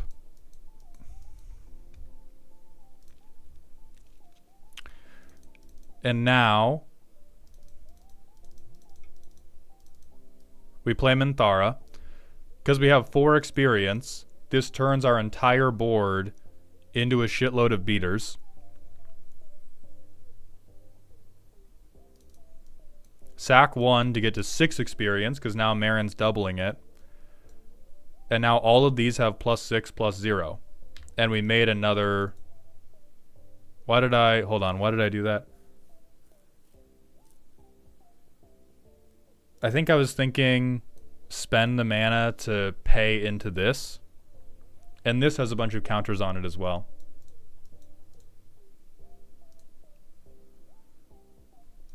If I sack it to pay for mana, Meren doesn't double it because she doesn't see it. Terra. So turn 7, we have a 9/4, an 8/2, an 8/2, and an 8/2. That's pretty good. Turn 8, we play another thing that can make colorless mana because we're geniuses. We play Thrawn Lens to make another Eldrazi. I can't tap it, but I do sack it just to get 2 more experience counters. Oh, we would have gotten a 9. We would have gotten another one last turn from Minthara. And now, like, we kill everyone. Right? We have, like, +10 Anthem, which this is pretty solidly in, like, either low spooky or high silly, just off the back of lands can produce colorless.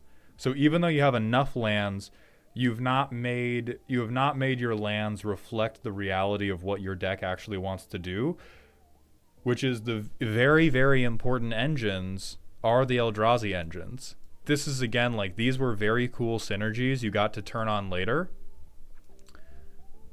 So we have another, like, deck at 100% power. Deck at 99% power. And it is very cool of you. It's very based of you to include all these flavor picks and try to make the deck work around them. we need to make sure we have the colorless mana to make like Idol of the False Gods and Glaring Fleshraker go off, because if these guys don't go off and we don't get like 3 to 5 of these little assholes, deck's not working. We get 3 to 5 of these little assholes, deck is working. So I'd get the Pain Lands, cut all the shit that's like fuel for the cause, and replace it with stuff that just makes Scions in the first place.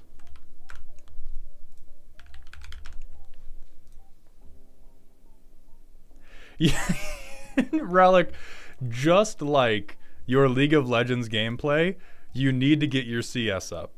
You are not killing enough minions. You are not killing enough minions.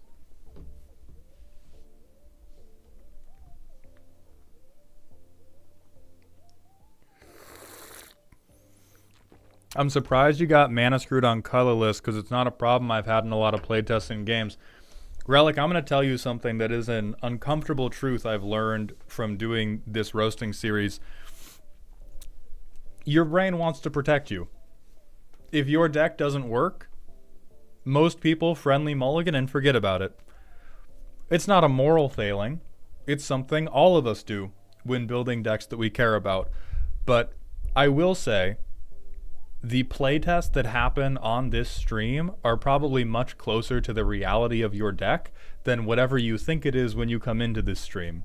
Because your memory of what the deck actually plays like is very colored by your tables telling you, oh, just mulligan until you get a playable hand. And most decks can avoid getting pip screwed or can avoid having their curve be fucked up if they get 5 mulligans. And your immediate reaction to that is going to be, oh, well, I don't take 5 mulligans every game. And of course you don't. Not every game. But at the casual level, there is way more of this just like, oh, whatever, get something playable. Or just like, oh, forget about the games where nothing happened for 5 turns because everybody got screwed.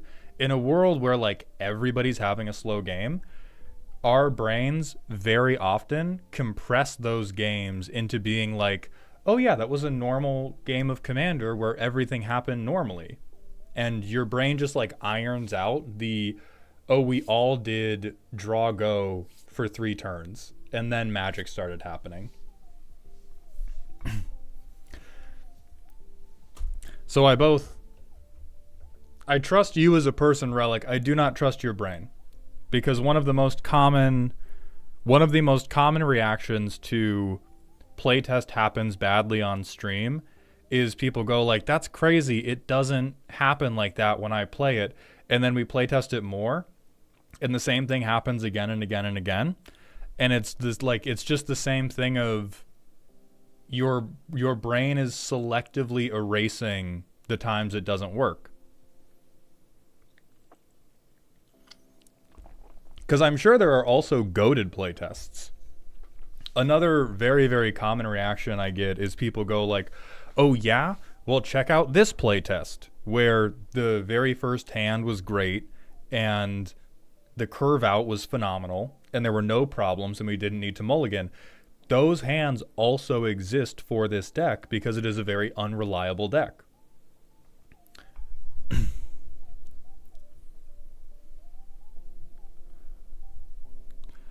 So I would just really, really suggest having way more colorless sources. Because right now we have 3. We have 1 Waste, we have 1 Karn's Bastion, we have 1 Three Tree City. And then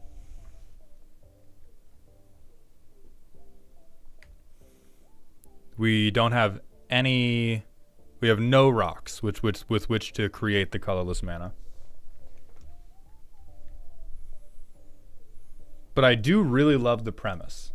I love the premise, and I think like all of these cards are playable in the context of what you want to do. I think 2 of them are clearly way, way better, which is actually normal for League of Legends, is to have 2 of your players who are way, way better than the rest of your 5 stack. But I think all three of them of the like bad ones still do something, which is very, very good. And I would shift a lot of this proliferate section over to make a minion kill a minion. Hey, baby. Oh, thank you, darling. Do you need me to take a couple things? No, I'm good. Thank you. And then I think it'll turn on a lot faster.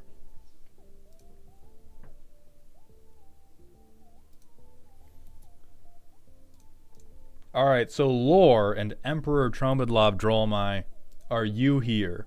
Whoever sounds off first will be the one to get roasted next. I'm going to do another... Lore is here, perfect. I think the starting point was the 5 experienced baddies in the Scion generation as my 30 good cards in a deck. But I don't think you have... Because you have the 5 experienced baddies, and then your Scion generation is like 12 cards.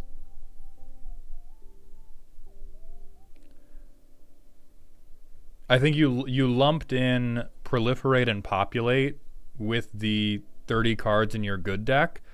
And I just do not think that is reliable as it initially appeared to you. Or at least every time we've play tested it, it has not been reliable.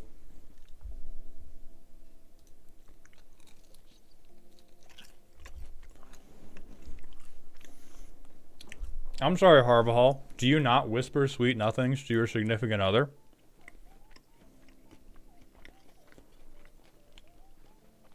I lower my voice because I'm not trying to do fucking...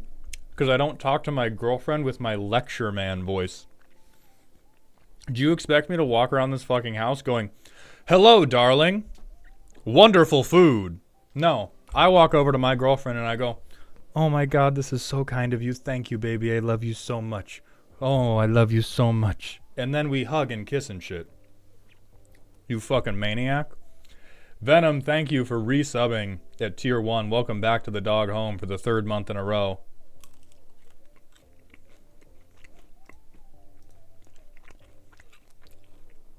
You shit to...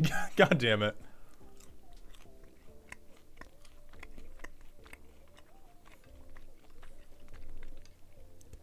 I'm not about to apologize for talking sweet.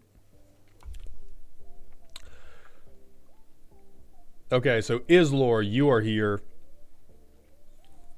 Bison Steve, thank you for continuing your gift sub into a tier 1 sub. Welcome to the dog home, my friend. I appreciate that generosity.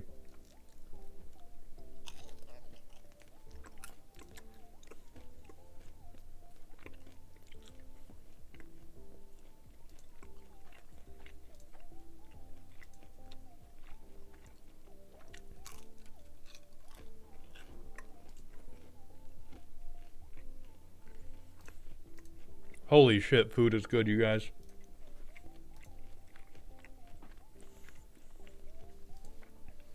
Okay, so next we're going to do Islor's deck. Spooky. This is a trauma response to me being brand new and having my fun dragons killed by my friends. It looks to assemble an unremovable board state that also makes it so I can't lose. They spelled board B-O-R-E-D, which I'm going to assume is on purpose. Then win through commander damage, approach of the second sun, or being the only one with things. Enbantments. So you really went, like you speed ran I'm Seto Kaiba as a kid who likes dragons to I'm Seto Kaiba, the mega capitalist, huh? They killed the dragon-loving child, and you replaced him with the mega corporation. I'm gonna eat my eggs. I need a fucking minute. I'm gonna eat my eggs about this shit. Fuck ass.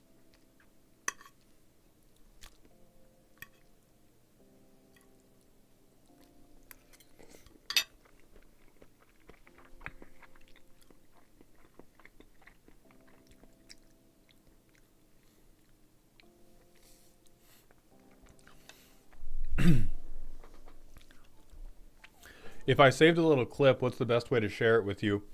John, I'll make a channel for it in our Discord. Immediately I see Phyrexia, Unlife, and Solemnity. The I'm Immortal combo. So, the spirit of the you that loved dragons is now haunting the table as Casper the dick-headed ghost. I'm going to give everything hexproof.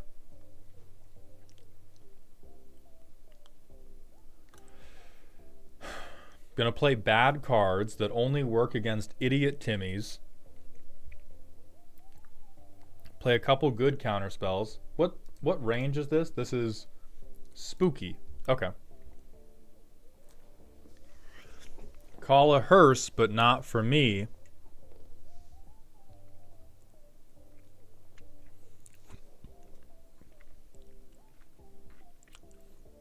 This card is so bad. What the fuck?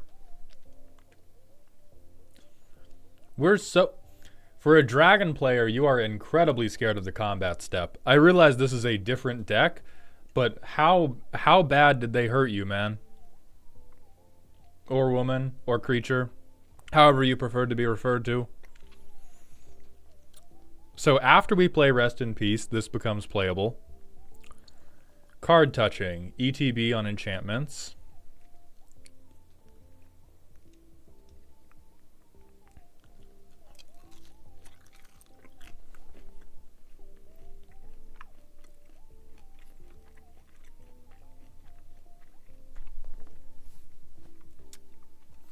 All right, EDH Rec handled this shit for you.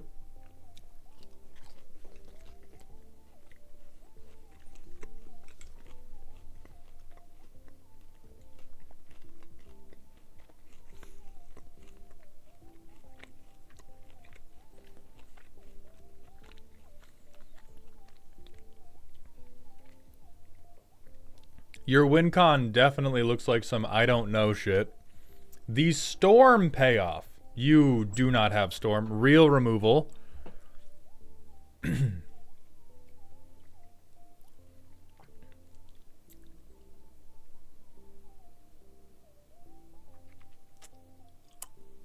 Okay. Okay. So in a spooky deck, we have the... Oh no, this shit isn't working. Let me just take Rhystic Study, Smothering Tithe. Value Tithe. Value Tithe. Maybe we win with Hallowed Haunting. Tutor Loop, sure, I don't care. And we have Approach to the Second Sun. Dandroid, thank you for the Prime sub. Welcome to the dog home, my friend. I appreciate those Bezos bucks. Immediately, this is very like... I hope you have to play against Finn one day. This doesn't even feel to me like a Tuvasa deck other than everything says enchantment on it. Because we're not trying to do anything with flash. So we're not trying to do anything to actually play around Tuvasa the Sunlets condition. We're just going like, hey, this is Bant. Hey, this is enchantments. This works, right?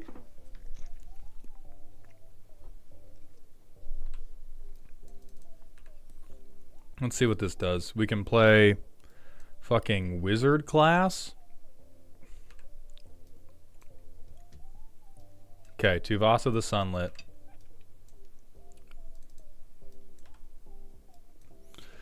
So we can play Ghostly Prison. Then after that, we play Propaganda.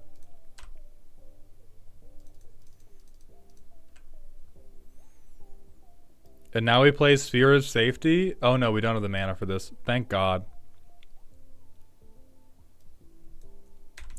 We get to draw 2 for that one. Rogue's Passage, Sphere of Safety, draw 2. And you have fucking Soul Ring. And now we just wait. I can only imagine that this deck is you just fucking glaring at the people that killed your Tiamat deck or whatever it was with your hands just balled up into little fists. Okay, now that I'm... Congratulations. You have proven that Bant enchantments are good at being very boring. It now costs 9 mana to swing at us. So let's play some magic. We'll turn that into Sol Ring. We have white, white, green for this. We will Witness Protection something. We'll draw 3 cards for it. We played our land for turn.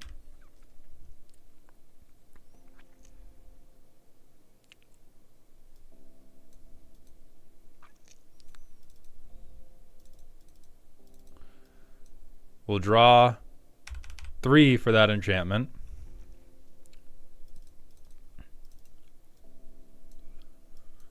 And then we enchant Tuvasa with this. We have to be at like at the Voltron critical mass, right?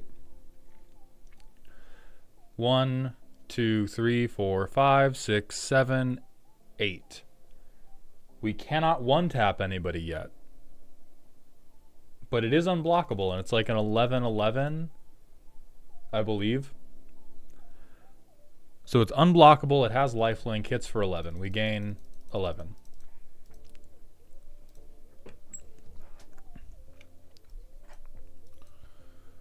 Sure. Exploration. Draw 4.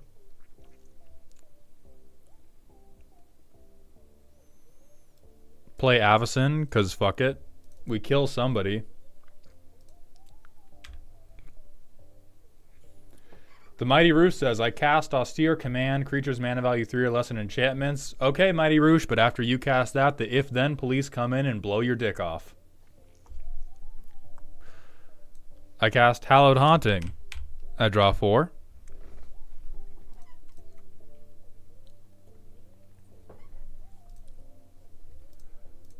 Ah, shit.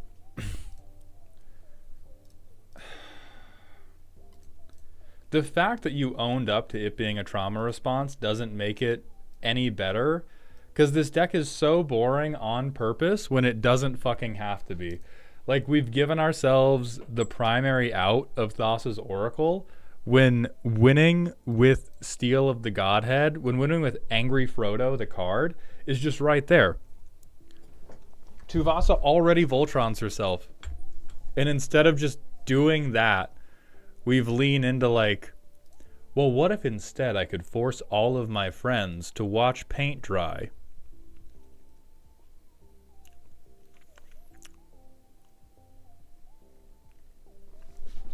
There's so much personality and flavor that you have the room to communicate in a commander deck, and all this deck says to me is, I'm angry. I'm really mad about how my friends treated me during the last round of Mario Party. And instead of talking to them about it, I've decided to lock us all in a room together. Like, at this point, just do the Drannith Magistrate lock.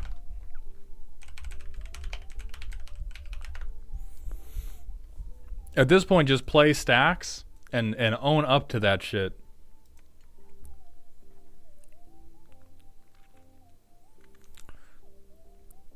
Because the other difficulty is like, let's talk about cards you picked, right? Cards you picked for this deck are these two. What does this tell us about you as a person? You like muscle mommies. That's real. I can respect that. What else did you pick? Maybe this? What does that tell me about you? You can't count.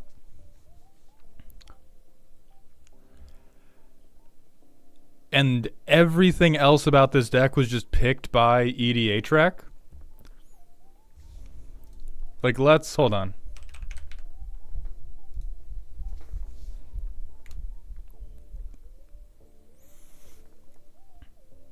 One, two, three, four.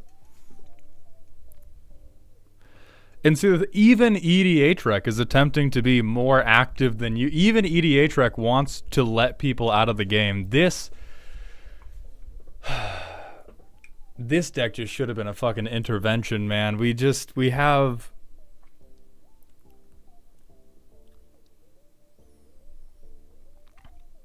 Laura, you're giving stacks a bad name. This is the epitome of stacks that has no reason to exist, but exists exclusively to sit on somebody's face Big Show style.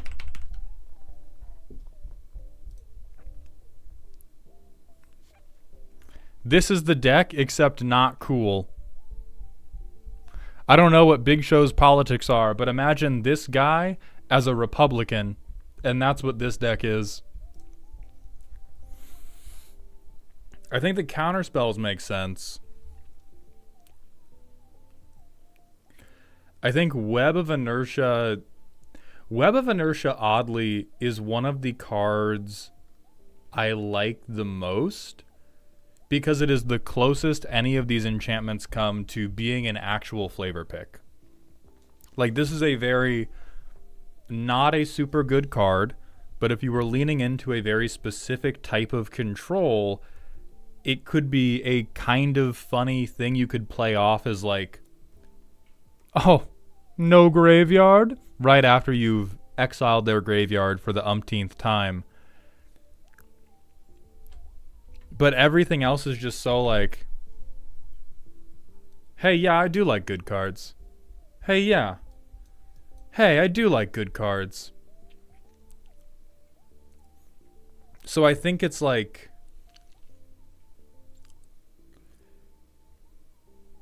this deck is spooky because it is a scary deck with erectile dysfunction. It is not a spooky deck. Or it's almost like it is legitimately almost silly. I think if we don't draw Steel of the Godhead, the deck is straight up a silly deck, but it is a scary deck that is just totally unable to bust. And if you want to teach people that they should have just let you play dragons, I think there are some really, really fucked up control things you can do that would both be more enjoyable for you and would like teach them a fucking lesson. Like, do you want to know a card my girlfriend has played that has a like 100% hit rate for making the table read it and then go, what the fuck? Huh?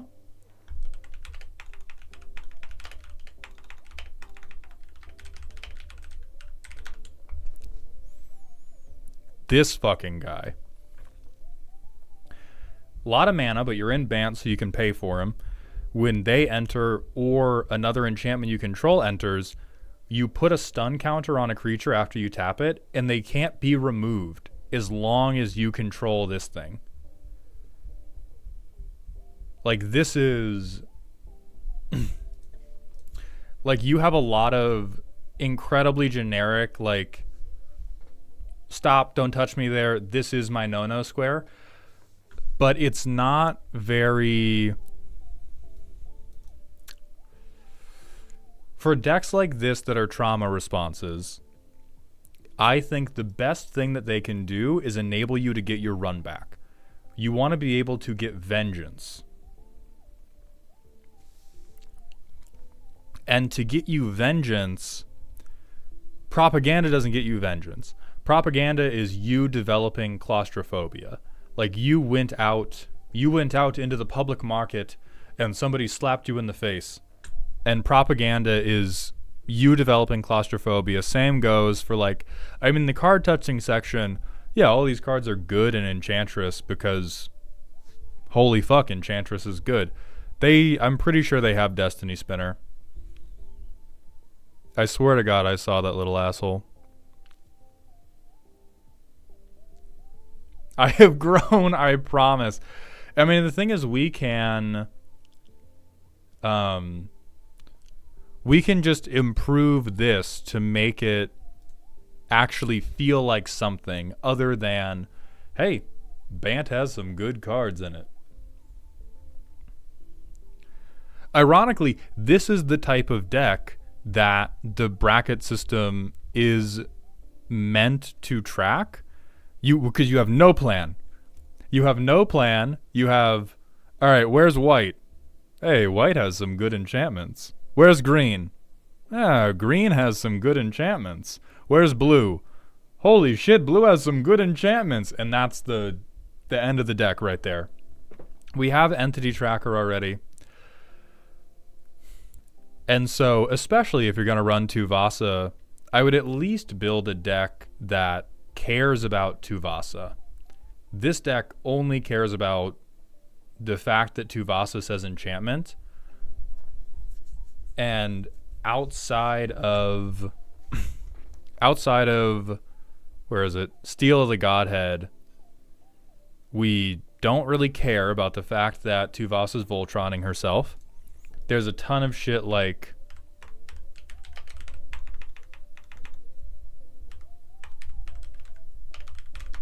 Aqueous Form that's going to make stuff unblockable, give us an Enchantress trigger. Like, this could very easily be a deck that you bring out and you're like, are you going to let me play our Are you going to let me play dragons, or do I need to touch you with the Fish Woman? And then every time they're going to let you play dragons.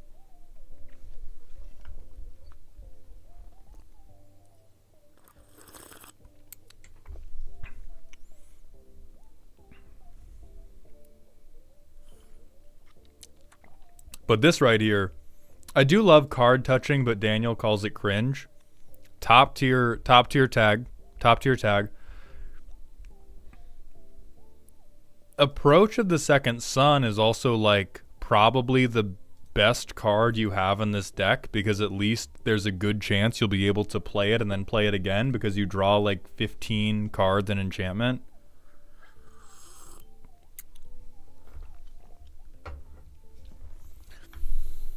Oh, I think it's coming to me now. You look like a nice person cosplaying a bully with this deck. You don't understand. This deck is saying to me more and more clearly, you don't understand how to actually be evil.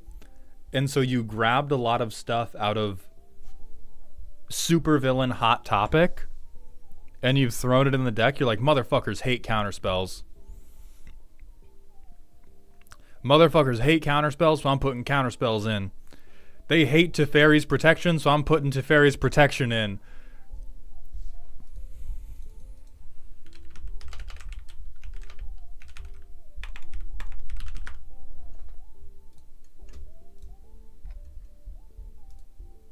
This is you, bro. You're a villain, just not a super one. Now, if we want this deck to be super villainy, we can absolutely get there. But this is a deck from someone who just like so desperately fucking...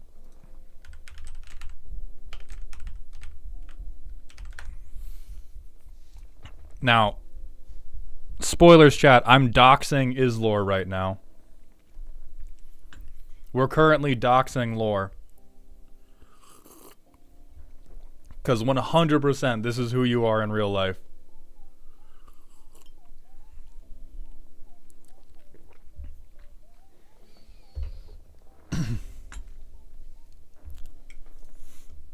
So I'm going to say this is like... I don't even want to say tuned spiteful. I'm going to say chaotic spiteful. You have a lot of individually good cards, which makes me want to put it more towards tuned. But from your own admitted lack of a plan, this is just generically evil stuff. For sure, chaotic spiteful. You got hurt. I would... So you have a Estrid the Mask Stasis Lock deck that you've never played in real life. Islor, I'm going to suggest something that might seem a little bit out of left field. I would take that deck and just start playing in CEDH or high-powered pods, because the places decks like this become not only reasonable, but totally necessary. is in high power. Because, like, I play a lot of goofy, stupid, mess around stuff. I want everybody to have a good time. I want everybody to have cards. I want everybody to be doing shit. And I want to copy Niv Mizzet in low power. I also enjoy playing CEDH, but in CEDH, I play Tyam stacks. Because in CEDH, everybody is doing such crazy shit. We need, like, every CEDH table needs a fucking adult that is going to force all of these tutoring, card drawing, fast mana playing children to play by some goddamn rules for once in their life. And so decks like that Estrad one you're telling me about is like, you can play that at a CEDH and you don't even have to feel bad. You get to have fun just telling everybody, like, no. And then you hook a finger in their mouth. You go, oh, I'm sorry. Did you want to draw more than one card a turn? No. Whoop. And then you just noodle them. It's great. It's great. It's a fun time. And it can be a good time for everybody else because everybody else is like, yeah, we're playing to win. We're trying to do the nastiest shit possible. Move that up a little bit. Okay. So this to me is my issue with getting into super high power is I'm just not good enough. So let me hit you with an allegory. First, I'm going to hit you with the generic piece of advice that the only way to be good at the game is to be bad at the game. The next piece of advice is that broadly, playing low power Magic is never going to make you good at the game. Every development I have had as a Magic player has come from playing competitive Commander or playing pseudo-competitive 1v1. Attempting to do RCQs in Pioneer, attempting to climb the standard ladder, and attempting to play games of CEDH are the only ways I have improved at the game, and improving at the game has increased my enjoyment, even though I have no specific goals associated with being good at Magic. So I am first going to argue that improving at Magic is a direct one-to-one way to enjoy Magic more, even if you do not care about being considered good at Magic.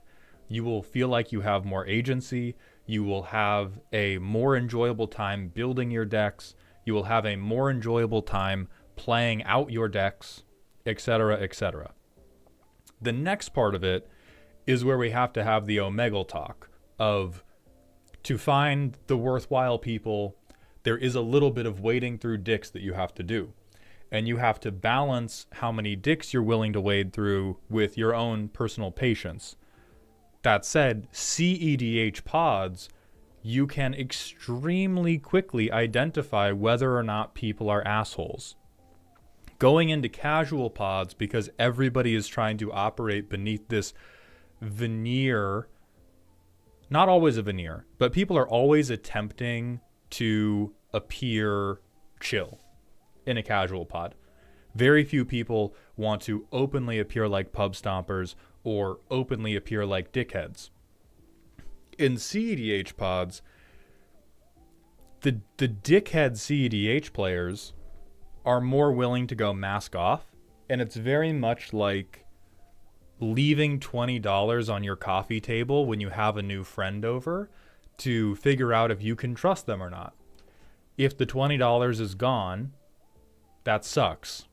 Honestly, in today's economy, it's more like leaving a $5 out, because I don't have $20 I'm trying to lose. But when you join a CEDH pod, it's actually a very, very low time investment to figuring out if those people suck. You do have to expose yourself, albeit temporarily, to people who suck. And that's not an experience that everybody has infinite patience for. So I'm not suggesting that you just subject yourself to that over and over and over and over again. I would recommend, see if you can find anyone who wants to play CEDH in our Discord, because if they're dicks to you, tell me, and I'll fucking thwomp them. right? That's an open invitation to anybody. If you build a CEDH pod in my Discord and everybody has said, hey, we're doing CEDH, we're cool with that, and then somebody is an asshole to you, name and shame them, and I will fucking get them. I have zero patience for that behavior. But CEDH pods, it's way faster to determine whether or not people are worth playing with. And most CEDH people worth playing with will help you out when it comes to getting better at the game. Every CEDH player I've played with, like, if you read a CEDH primer, those people love to talk about Magic. Those people love to talk about Magic. They love to talk about what combos are good. They love to look at other people's decks and find combos. And you can tell this because every time they make their own deck or they look at somebody else's deck, they write 20 pages of research about it. And so at a CEDH pod that's worth a goddamn, there's going to be at least one person who's going to help you improve at the game if you're trying to improve at the game. Like, everybody goes through the process of, I've started playing this game, I'm quite shitty at it, and I want to improve. I was playing with my friend Scott, who's been getting into CEDH, and he had two, like, CEDH grinders with him, and they spent the entire game helping him track the stack, helping him figure out what his line was, and then when he was, like, getting it, you know, they pushed the bike and watched him pedal on his own. And it was a pretty good time. And this deck screams to me like somebody who would benefit from a little bit of CEDH competency and a little bit of understanding, how high power Magic really, really works. Because right now, holy fuck, lore. Holy fucking God.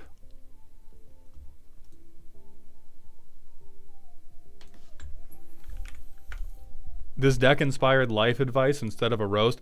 I mean, that's what happens when I see a motherfucker play Bant. When I see somebody who has overdosed on Bant, not only Bant, but on Bant enchantments, like, I gotta save them. Okay, that is a drowning kitten. And it is my fault if I walk by that drowning kitten and I do not dive into the water to help them.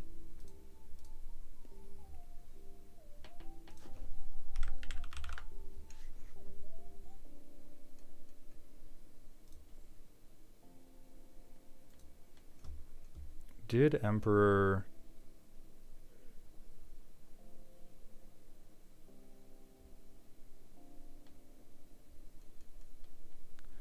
I'm a fucking idiot. Emperor is not scheduled for today.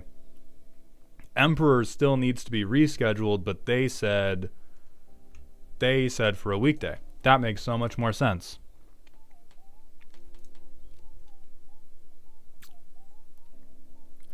I mean, so maybe a thing that we end up doing is trying to do like a CEDH night in our Discord to try to convince people to never ever play things like this. I legitimately believe there are so few situations where this is the appropriate response. Because it's the grass growing competition. And there are versions of this that are appropriate for mid power. There are versions of this that are appropriate for high power. But this is like, I feel like I have no agency in my own life, so I'm going to take away yours too. Kirotani asks, what is your view on the difference between high power and CEDH? Rather than start with theory, I'm going to start with what I've seen in practice. I've looked at a lot of high power lists or lists that could maybe be considered fringe CEDH. The main difference is high power lists often operate with no regard to stopping other people, unless they are a hard control deck. Most high power lists operate exclusively in the realm of, I'm going to do my very best to win, but every archetype in high power is turbo.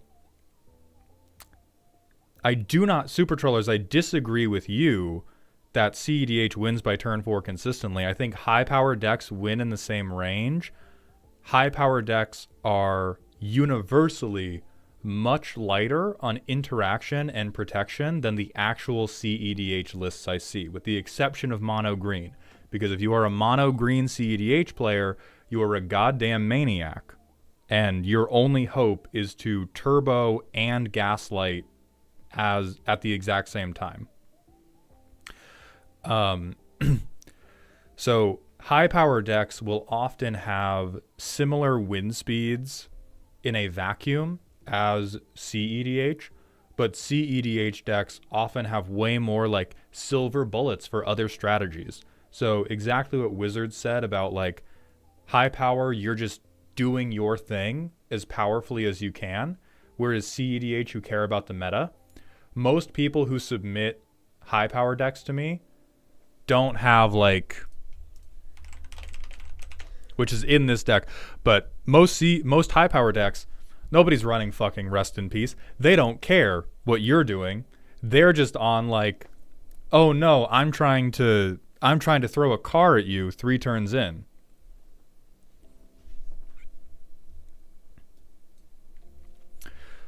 Versus a CEDH deck is often going to have more counter spells, more interaction, more ways to stop other people from winning or protect their own game plan, or more redundancy. What CEDH deck can't win by turn 4 consistently? That's not the difference I'm talking about, trollers. I'm saying high power decks, many of them can also win by turn 4 consistently, so that is not the quality that separates them. There are definitely some like control lists that wouldn't go for a turn 4 win, though. I agree with Bill Ding that like Yuriko, Tivit, Winota can, but like Yuriko, Winota, Tivit, they're often not like, their primary plan is not turn 4, I'm going to turbo out a win. Whereas every high power deck I've personally looked at is trying to turbo win and could absolutely keep up with a turn 4 win. That is the main distinction. Is high power decks can consistently win turn 4. But CEDH decks are way more robust. Like they're way more CEDH decks are ready to grind value and high power decks aren't. A CEDH deck can play a 4-turn game or a 15-turn game, whereas a high power deck is like, I'm going to try to win in the first 5 turns and then I'm going to fucking fall over. Super Trollers, I get where you are coming from. Fast, like, I'm not talking about win speed because high power decks also win that quickly. We had someone else in this Discord show a high power list and was like, oh, this won turn 2 the other night. Like, it's just a thing that a lot of... Alright, fuck it, it's a bracket stream now. Fuck it, it's a bracket stream.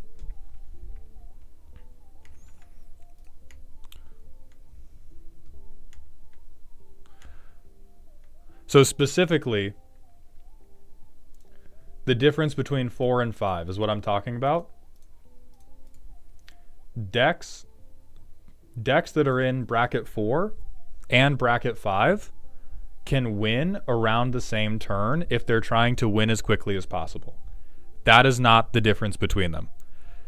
The difference between 4 and 5 is typically decks in 4 are very internally focused. Decks in 4 very much want to do their thing really quickly and really hard. Decks in 5 are like, I'm going to try to win as efficiently as possible, but I'm also going to try to stop other people's win attempts as efficiently as possible.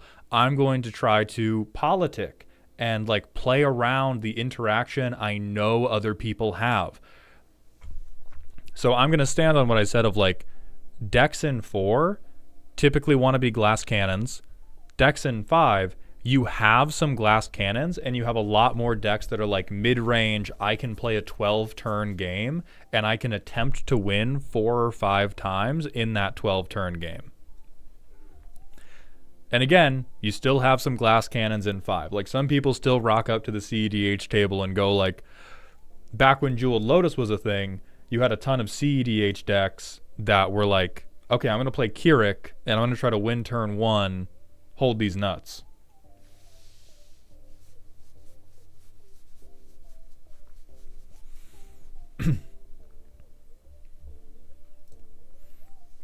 And then Britbread, thank you for the tier 1 sub for 14 months. Welcome to our Fortnite anniversary, sponsored by TurboTax.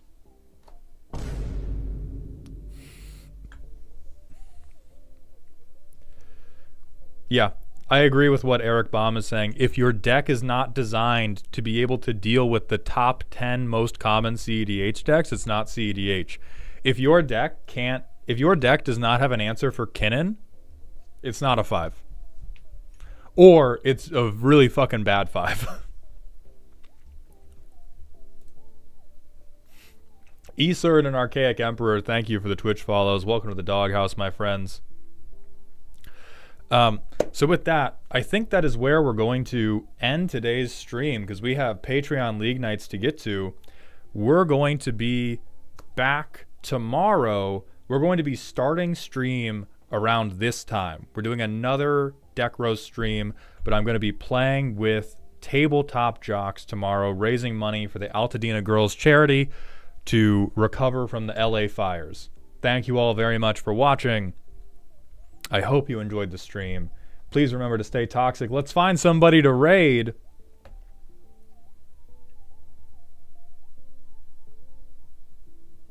Are any of the people I'm following live?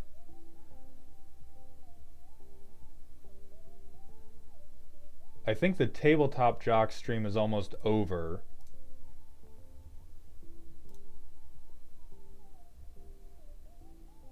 It is Tabletop Jock, so I'm probably going to get murdered. Not going to raid. Alright, chat, who has somebody they want me to raid? Who has a streamer who needs a little bit of love and we'll think of a super weird raid message for? Porcelain Maid? What are you watching? What are you watching, bro?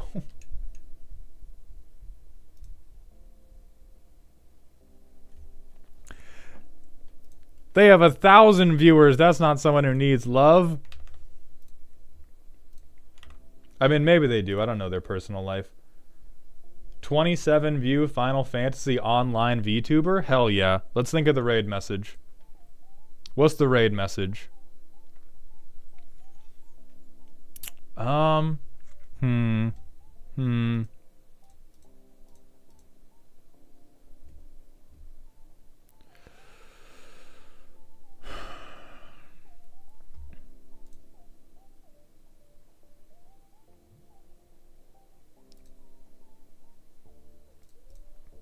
God, I don't want to do Build Bant Better because that even rhymes with bullshit that Trump says. Yeah, sure. Have you considered arson is going to be the raid message. Everybody, I'll see you tomorrow. Thank you for coming to the stream. And I thank you for all the cheers, the subs, the follows that we got today. I appreciate your generosity every time. I will see you tomorrow, and please remember to stay toxic. YouTube, that's just going to be it until tomorrow.